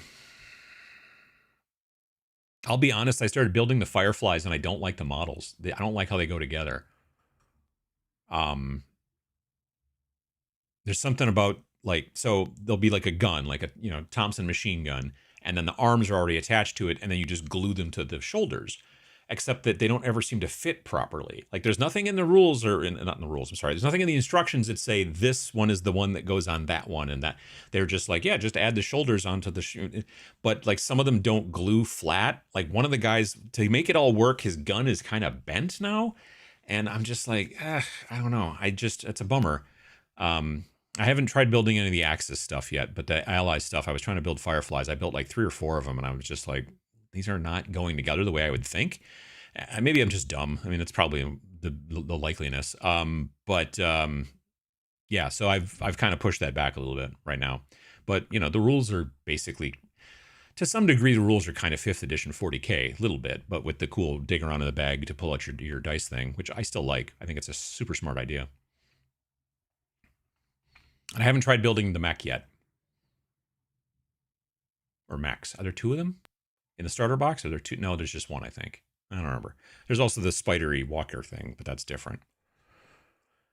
I'm probably in the minority, but I preferred my Space Marines human-sized a la Rogue Trader area. True scale is one of my least favorite terms in the hobby. Short kings for the Emperor. Yeah, I don't like them. I'm sorry. I really like Primaris because I think that Space Marines should be taller than everybody else, since that's what they always say in the lore forever. I mean, like when I got into 5th edition, I'm like, wait, so these guys are supposed to be 7 feet tall, but they're the exact same height as the Imperial Guard. That's weird. And also, they're sort of just stubby and short. That was the whole reason why when I was doing those Grey Knights recently for Shadow War Armageddon, I was just like, I can't. I built a Justicar from the kit. I'm like, this guy looks like a doofus. I just don't like how short and stubby he is. So I got some like Primaris adjacent 3D prints, and then just added basically the GW head and the GW shoulder pads. And everything else was a 3D print from Puppets War, and they work out. I think they look real nice because they're bigger. I also like that their armor is a lot more angular, and I like that stuff a lot. I don't know, but for the most part, yeah. I know some people complain about, you know, Primaris and they don't like the Primaris. I thought since the day one when the Primaris came out, they were cool. I just like that. I think it's just a better proportion. I don't know, but luckily we can both like different things, and it's okay. Morning from a surprisingly not rainy SoCal. YouTube algorithm working its magic. I have 2 suggested shorts right now below about stripping paint. Well, there you go. That's the science.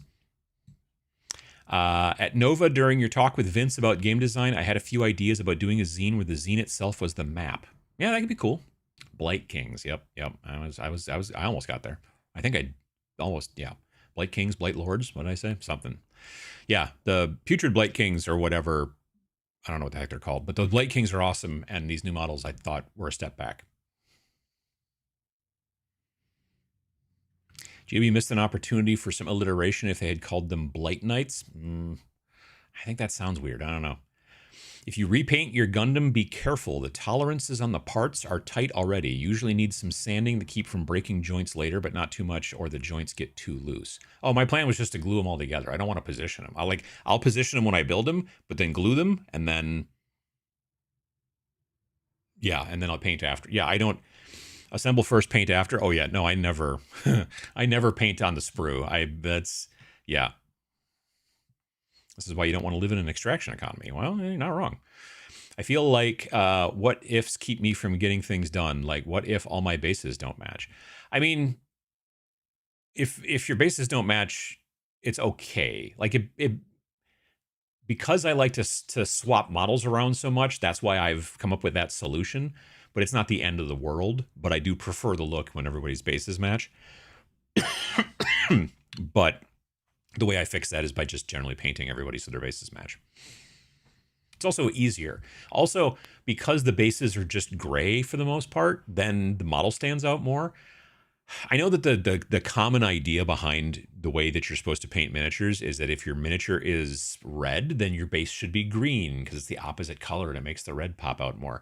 Or if your model is yellow, well, it should be standing on a purple base. Or if it's blue, then it should be orange and like all that kind of stuff. The base should like elevate and like, you know, whatever. But in my mind, the base should stand back. Like the base should be the thing.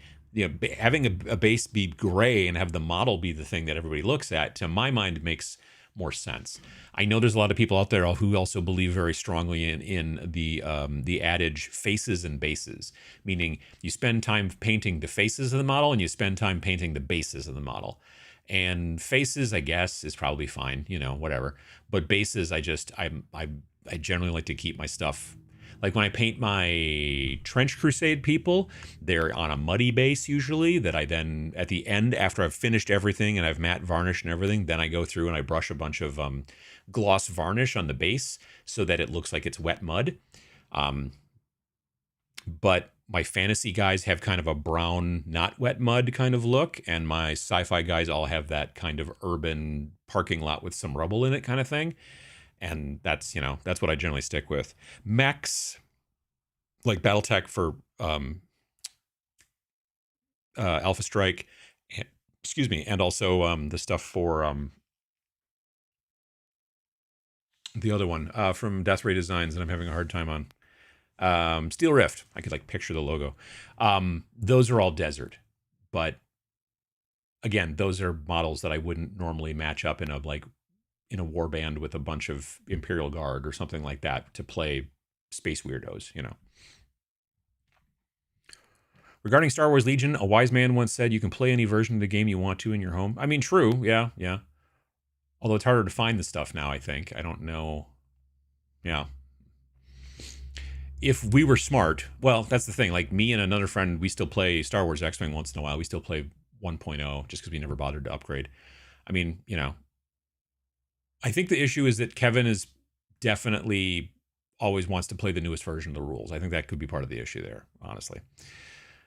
If people want a kit bash scratch build robot, look up Big Bot Bash. It's fun and a rabbit hole. I've not heard of Big Bot Bash. I thought it said Bigfoot Bash, which is a totally different thing altogether, but I've misread it. Who needs one-page rules when you have Snarling Badger? One-page lore. I mean, you know. I do like the one-page rule stuff, but... And they are starting to do more lore. I've got a book from them somewhere that's just mainly lore.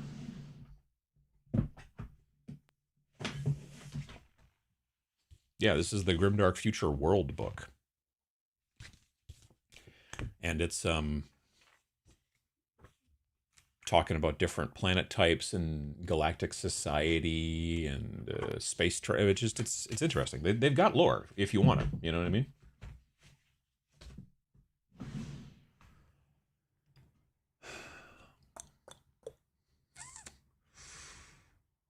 Wandering Celt, how you doing? I'm at a crossroads in my game design. Do I keep writing a new system and work out the kinks, or take the easy route and just heartbreaker 40K? I mean, it's up to you, you know? That's the right amount of lore for me. Sold. Nice. The Armada command stack. The thing that they also did was the exchange your command for a token version, but I think they missed an opportunity. I don't think I only played the Armada once. I had a friend who was like, "Hey, I'll teach you how to play Armada," and I was like, "Cool." And I played it one time, and I was like, "Well, that was kind of neat." And then, but I was already pretty deep into Star Wars X-wing, so I was like, "Well, I'm not going to buy small ships and big ships." You know what I mean? It just seemed to me it was weird that they released so much stuff on top of it. It's like it was like they were trying to eat their own lunch. You know what I mean? They're like, "Hey, you know, I bet you're spending a bunch of money on X-wing, you know, models," and you're like, "Yeah, yeah, yeah." And they're like, "What about some other models that aren't compatible? That are for a completely different game?" And you're like, I mean, I'm sure there were people out there that played both, but there were also a lot of people out there who were like, "I'm going to pick one." You know what I mean?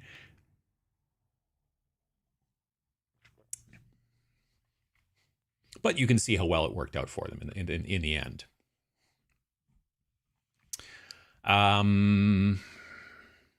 Should have had it as an exchange your powerful command for a less powerful generic token, and that's what reminds me of Chrome Ranges with improvised maneuver. Could be. Roundtable games is roundtable. That's what I thought.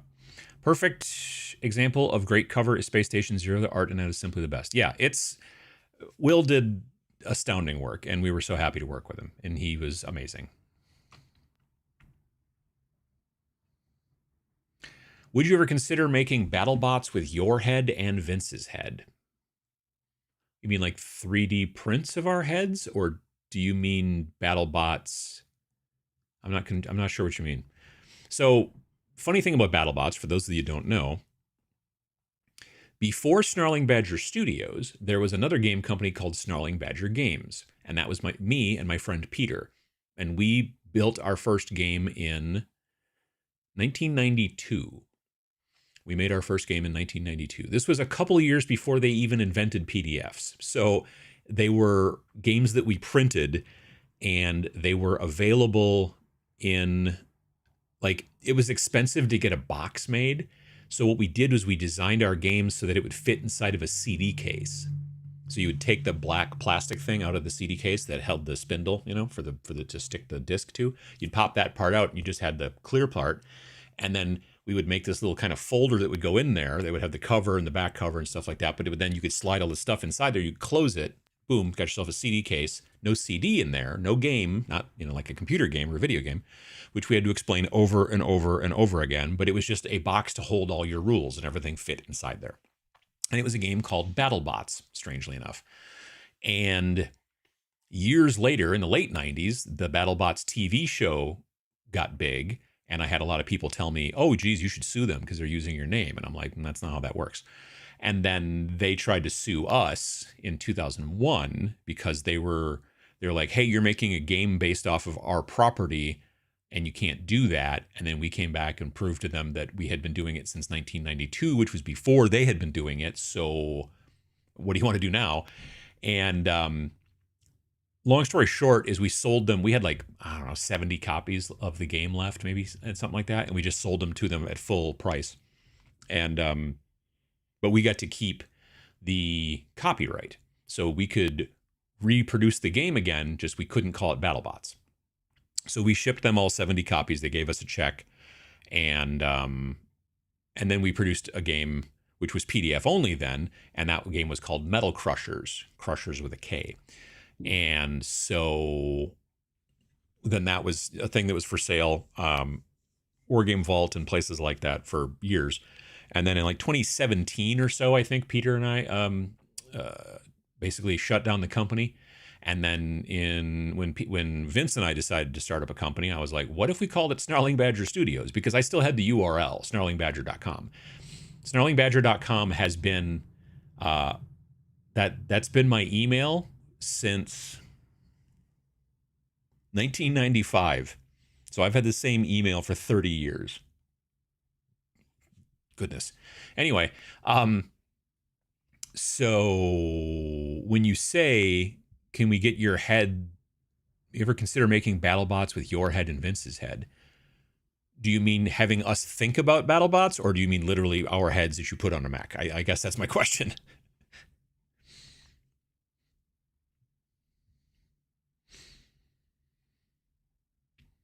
So, like powerful command dials, your plan maneuver, though, all your mechs currently have a stack of 1, and the improvised maneuver is a nope, not doing that generic tokens. Yeah, it's kind of how we're doing it a little bit, I guess. Been following the StarCraft release and launch photos and keep thinking I would have preferred it to have been hex-based in 10mm using buildings as objectives for special abilities. Thoughts? I generally am a big fan of 28mm. I just don't, like, there's a lot of games out there that are smaller, like Battletech type stuff, like 6mm mech games, that's a different story. But for most everything else, I prefer 28mm. But yeah, I don't know about, like, I played a little bit of StarCraft when I was younger. I haven't played it in years and years and years and years. So it's not like I'm not revved up about the game. But it might be cool. I don't know. I'm looking forward to kind of seeing the Terran stuff, honestly. That's about it.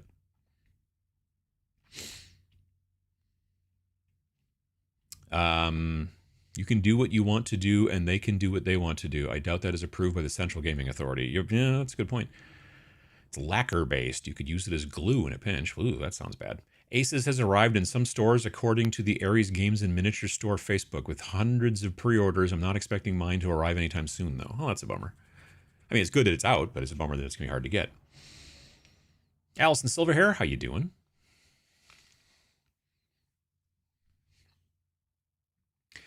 I would just love the game replicated on a tabletop and think it would have filled a more interesting niche.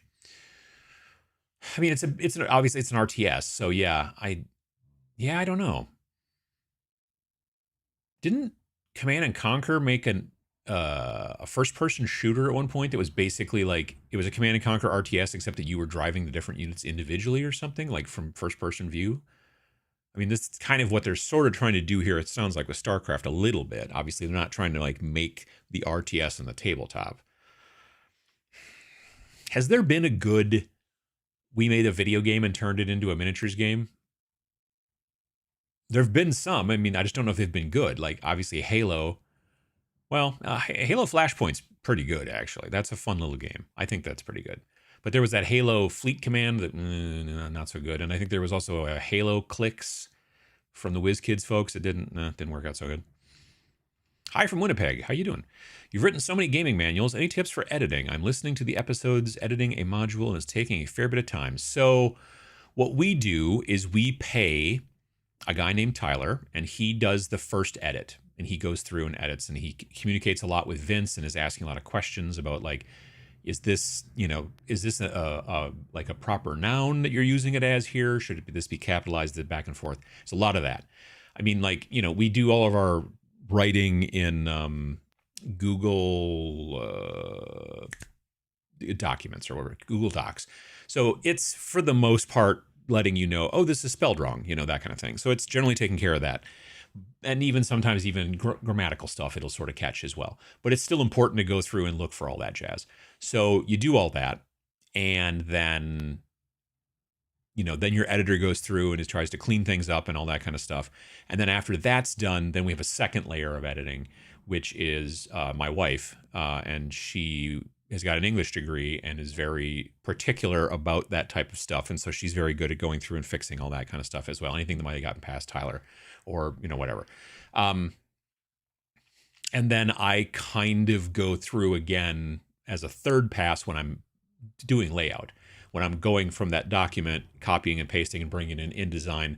And there's still, I mean, there's always going to be stuff that gets through, but it is important. It's very important to not just edit your own work. It is very important for you to have somebody else edit it if you can. That's really the best, because if you wrote it, you probably don't see that when it's wrong.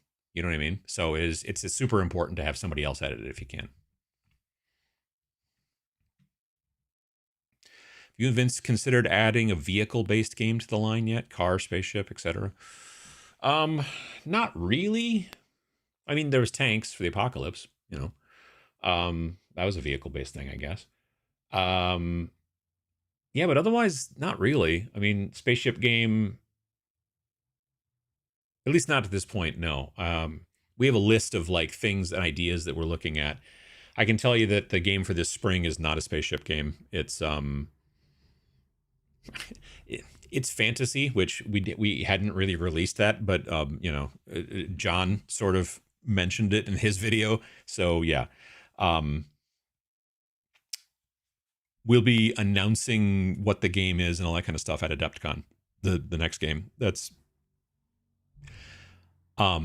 we changed the way that we do the marketing a little bit in that we used to only ever announce the game, like tell you what it was when the game came out. And now this year on this particular on the zine, we announced it at Nova and said, oh, it's going to be called Chrome Rangers. It's a mech game, yada, yada, explain all that kind of stuff. So the plan is going forward to probably do that at Adepticon for the spring game. We'll have a live podcasty type thing, which we'll record and put up on the Snarlcast and everything like that. And then, it'll be there too. So, but yeah, I don't know. I've never been like, I liked Car Wars back in the day. And I think Gaslands is cool. I've been thinking about building some Gaslands cars recently. I think that'd be kind of fun too. But yeah, no, we haven't. I don't think we've got an idea yet for a game that's based off of vehicles.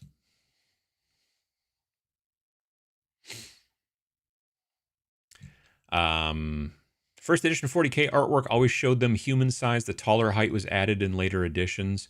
I like the later edition Marines too, but for miniature agnostic Marines, human size for me. Gotcha. I love using the old stubby Marines and then giving them different heads. What's his name there? Puppets War. Puppets War makes like angry looking alien gray heads. So they look like an alien, gray alien, like with the big eyes and all that kind of stuff and the big head. But they're like kind of angry. They're like, argh. And you throw, so basically you take a normal, space Marine, like the normal little stubby guys. And then instead of putting the helmet on them, just put the alien gray head in there. And I don't know, I just love them. I just think they're fun. Cause I initially did that. I don't know where that model is right now, but I initially did it for Majestic 13. And I don't know. I want to have a whole bunch of them. I think it'd be fun. I make brown bases because dirt is brown. True. Unless it's red or black. Dirt can be black, right? Yeah. Like they got that cool black sand over in Iceland. That stuff's pretty neat.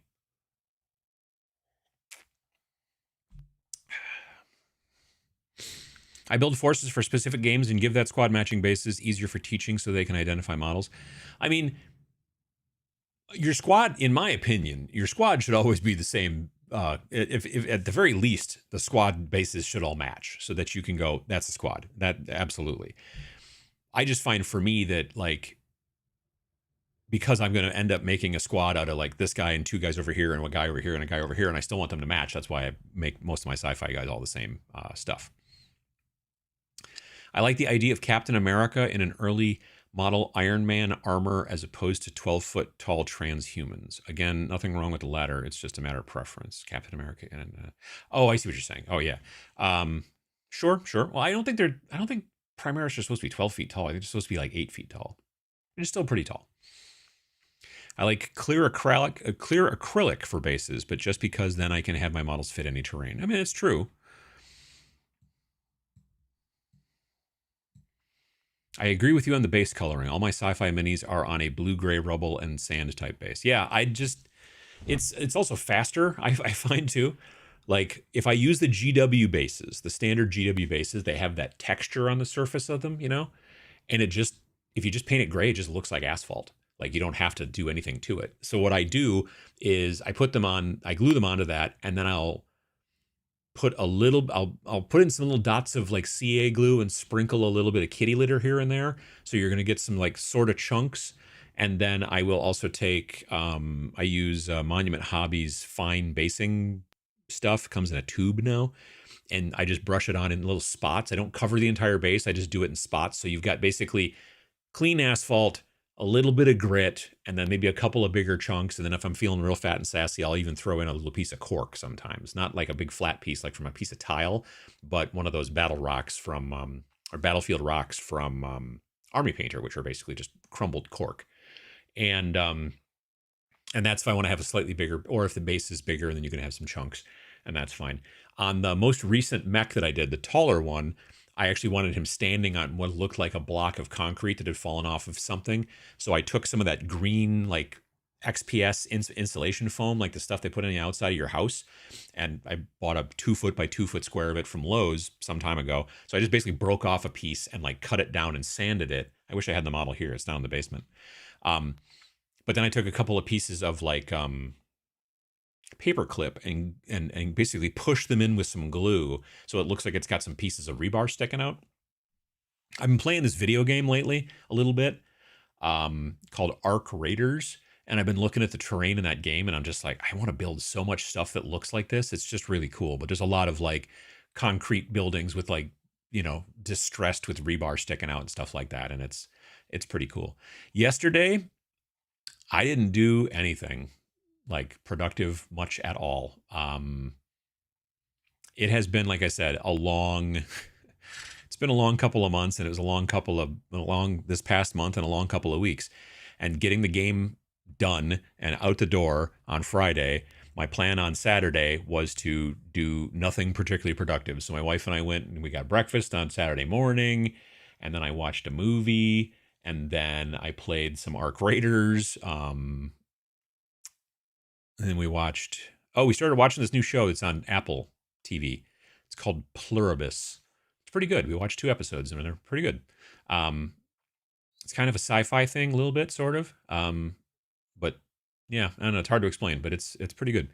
Yeah, I just wanted to take a day. Like today, obviously I'm doing a live stream and then we're going to lunch at my in-laws and then I got to edit the podcast so I can go live tomorrow morning. So I'm kind of busy today, but it was just nice after a long time to just like not do anything that needed to get done, you know? There were times when I was like, I should probably be cleaning something or I should be doing this or I should be doing that, but I'm just like, nope. So played some Arc Raiders, which I've been really enjoying. Might add some tufts and pick out larger pebble here and there and maybe some flock, but brown to begin with. I hate flock, so I never use flock personally, but you know, I don't like that it falls off and gets all over the place. The look of it is okay. I don't like having it in my, and then I'm like, ugh.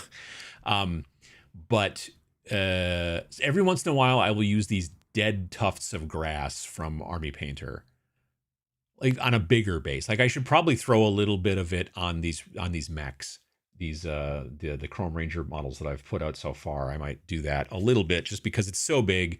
Like you're gonna have some grass coming up amongst, you know, cracks and stuff like that. So I should look into that.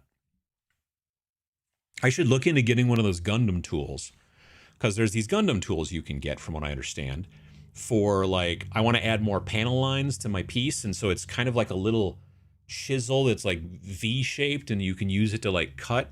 And I think it would be interesting on bigger models to use it to add cracks to the asphalt. You know what I mean? Because I was looking at my models yesterday and I'm like, it's always like, yeah, it's an asphalt kind of thing. And you've got some rubble and even some bigger chunks of concrete, stuff like that. But the ground is never cracked. And I think it'd be interesting if I could to be able to put some cracks in there. I'm gonna try that. I need to figure out what that tool is, but I'm sure I can find it.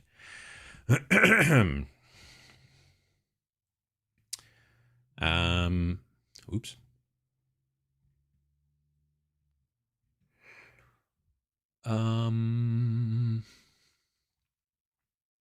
With basing, I've developed a look that I'm carrying through my entire collection. I call muddy Northern European field style. There you go. If all of your paints dried out and you had to jump into a starter paint set, which one would you jump into? No qualms with contrast paints or standard base. I would get the starter from the Army Painter.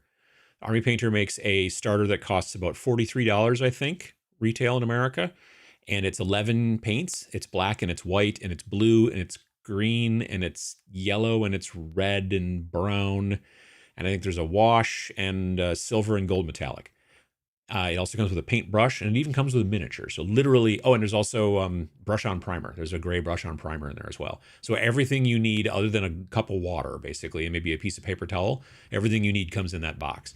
And they're Fanatic paints, which are awesome. So yeah, I would tell you, if you're going to look for a starter, you want to take a look at a new paint line or anything like that, I would tell you that, yeah, the starter from Army Painter, the Fanatic starter from Army Painter is really, really good. And like I said, I think it's $43.19 or something weird like that.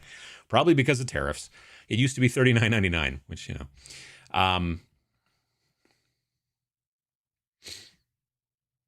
While I get tired of GW rule churn, I've got some friends that drive me a bit crazy with refusing to try any new games systems while they cling to 25-year-old rules that no one plays. I mean, people, you do what they're going to do. You know what I mean? I don't know. Yeah. I think the hardest part of gaming is trying to find the right group to play with. It's much harder than painting. It's much harder than building. It's finding a group you can play with that where you're on roughly the same page is probably one of the most challenging bits of tabletop wargaming. Just figured the bases should look like they belong in the place that the game takes place, and unless your figures have a faction-specific color scheme, they'd try to blend in. Potentially, yeah. Have you noticed AI flooding the RPG market? I don't really play RPGs, so I don't know. I know I've come across AI art here and there, which I'm against. Yeah, but I don't know about I don't really know as much about the RPG market particularly.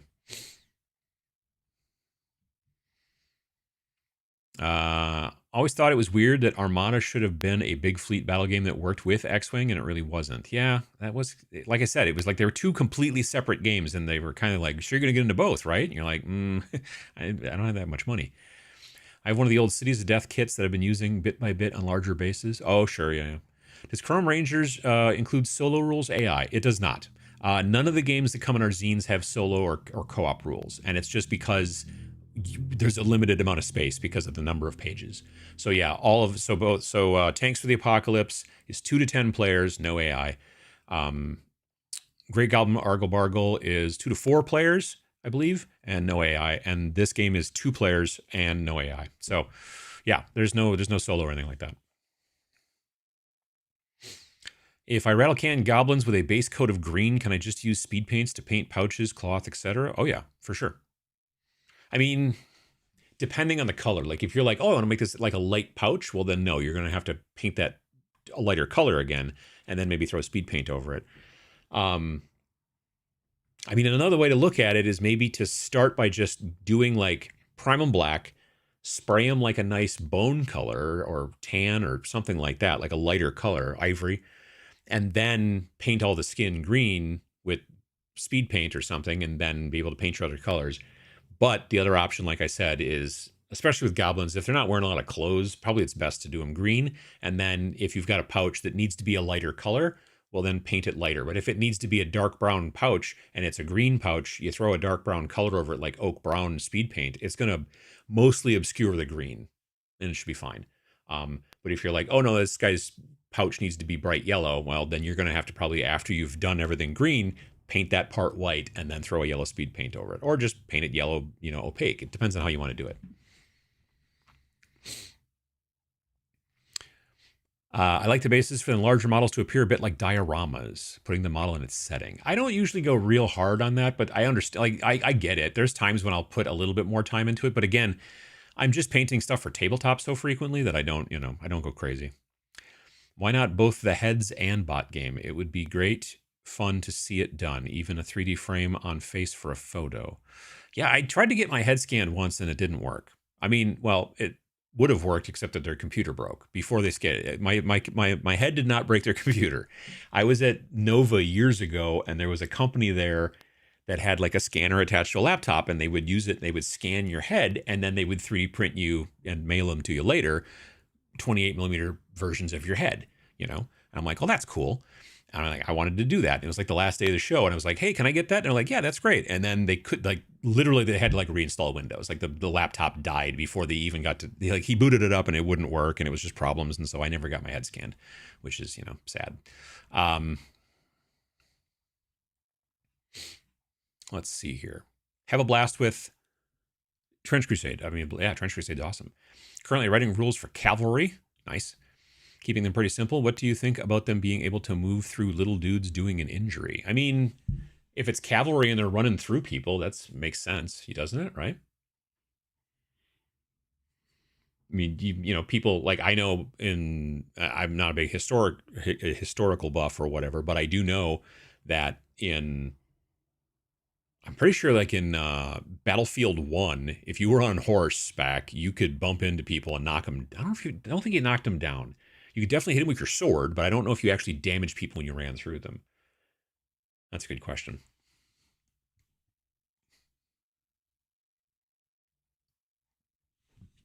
Excuse me, goodness.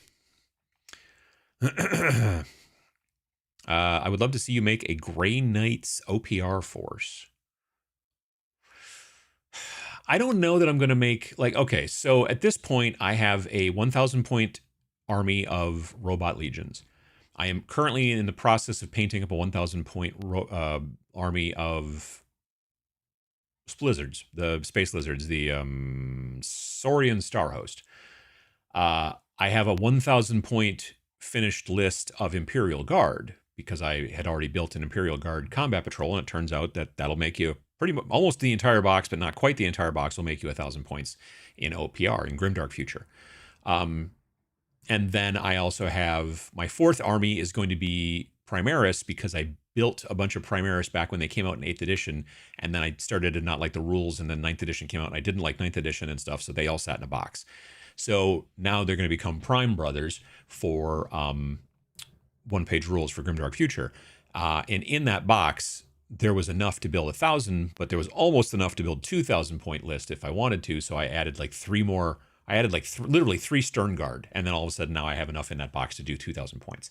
So they're going to be the next project for OPR once I get done with the lizards.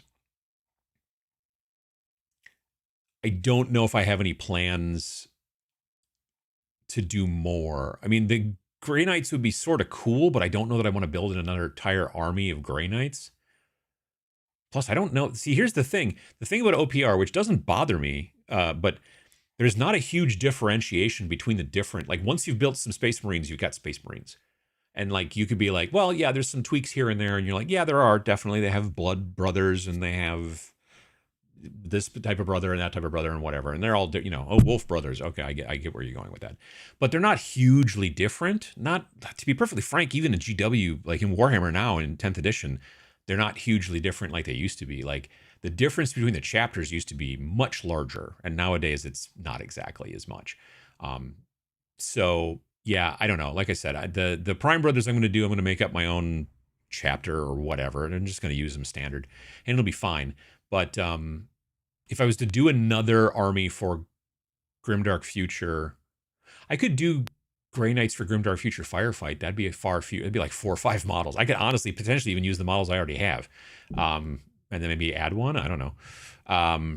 But yeah, I don't know if I'm going to build another Space Marine army for OPR. I think if I do another one, it'll be something else. But it's going to be 3D prints or something like that. I'm not going to take any more GW models and build them to do an army, because that's a giant pain in my butt. I don't want to do it. The only reason I'm doing the Prime Brothers is because, like I said, they've been built and sitting in a box since 8th edition, other than the 3 Stern Guard that I added. But they were easy to build, Stern Guard. They're the ones that came in like Leviathan, so they were to kind of push fit, basically. And I was like, hey, great. I just don't want to build an army anymore. Painting an army is also a little bit of a pain in the butt. Warband, totally fine. I'll build and paint warbands. Even GW models, I guess I'll use for that, even though they're becoming such a pain to build.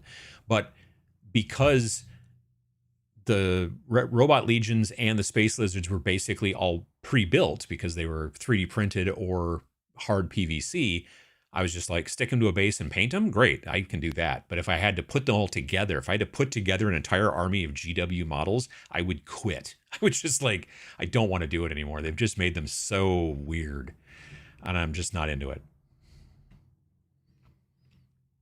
Let's see here. I have a friend who made a tabletop game based on the old Wing Commander games. It's pretty great. Neat. That's pretty cool.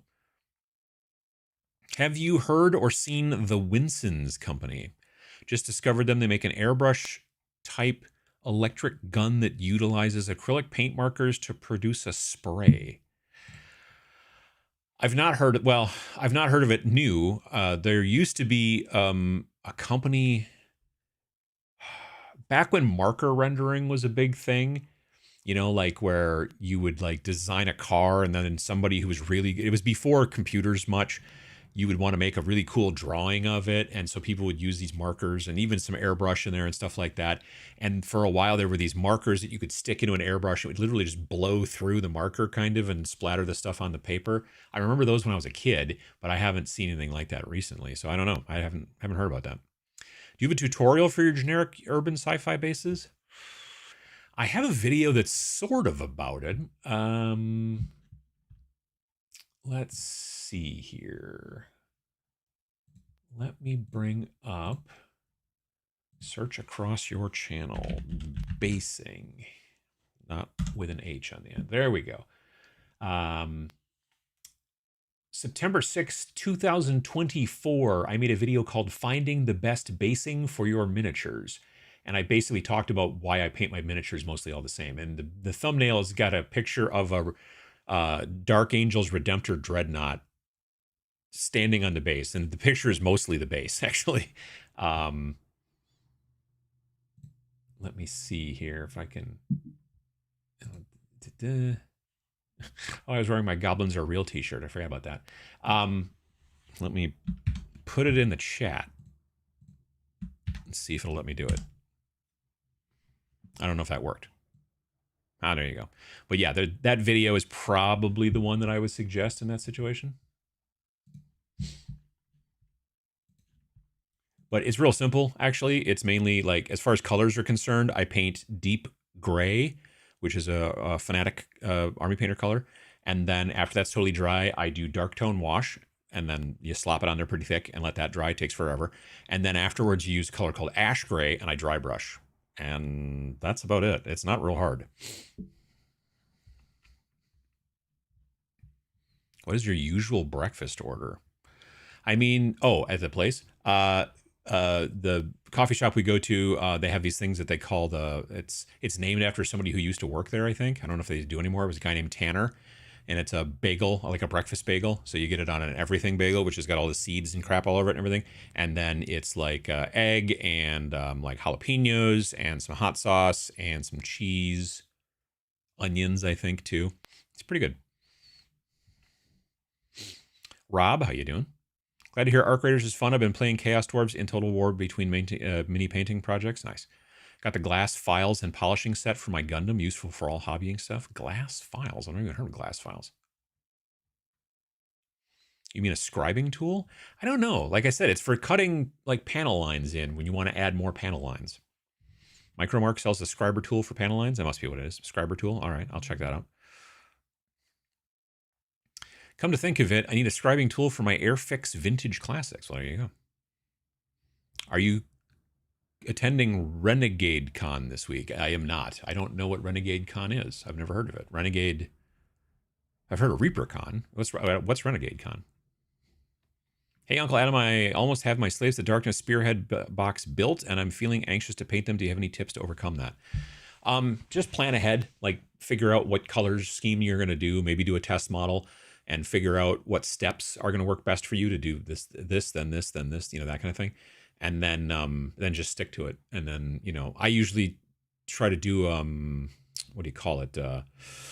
Assembly line, where I maybe will get let's say you've got a squad of 5 guys that all kind of have to look the same. Then I start out, I'm like, all right, well, we're painting boots. And then you do boots on all 5 guys. And then you're like, and then we're doing the thingy on the sword. Okay, And so, that way you're kind of working along. And by the time that the first one that you started is dry, then you're finished with the 5th one and you can go back and do the next step on. So you're just constantly moving. You're not like, I'm going to paint this guy to completion. And I have to wait a lot for him to dry.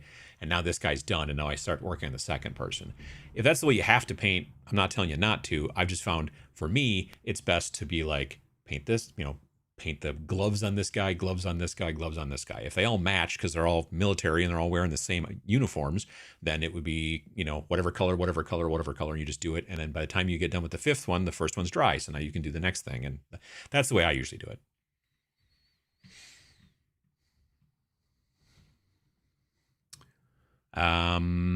Using a Jeep to kill tanks in BF 1942. Oh, yeah.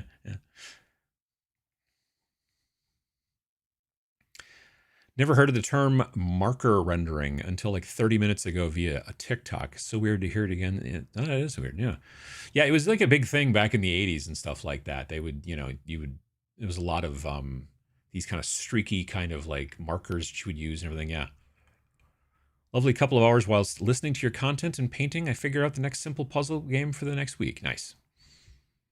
Having a lot of fun playing Torch and Shield. Have you tried it? I haven't. No. Just want to say thank you for being you. Well, that's very nice of you to say. I've been listening for probably 10 years. I appreciate that. Whenever I get hobby burned out or just down in life, you always pull me out. Thank you. Well, I appreciate that. Absolutely. I think Salty was referencing Renegade Open in Minneapolis. Oh, is that a thing? Okay. Is it what are they playing? Thanks for another couple hours of hobby chatting. Good luck with your new mini game. I appreciate it. Absolutely. Morning. Hi there.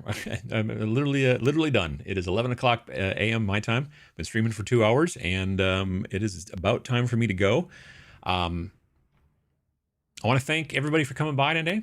Renegade Con is a con over in the Twin Cities. Some event highlights: Flames of Orion, OPR, Open, Mordheim. Oh, that sounds very cool. I'm from Central Wisconsin. I got some Betties on it. Oh, that's cool. I wish I would have known about it sooner. That's pretty cool. Yeah, that sounds like a lot of fun. I'll have to keep an eye on it, maybe go next year. But thanks for letting me know about it. And thanks for everybody for coming by and hanging out. I appreciate it. I hope that I was able to tell you a little bit about Chrome Rangers. And if you're interested, you can definitely check it out. You can go to snarlingbadger.com, or you can go snarlingbadger.com/snarl if you want to go straight to the page.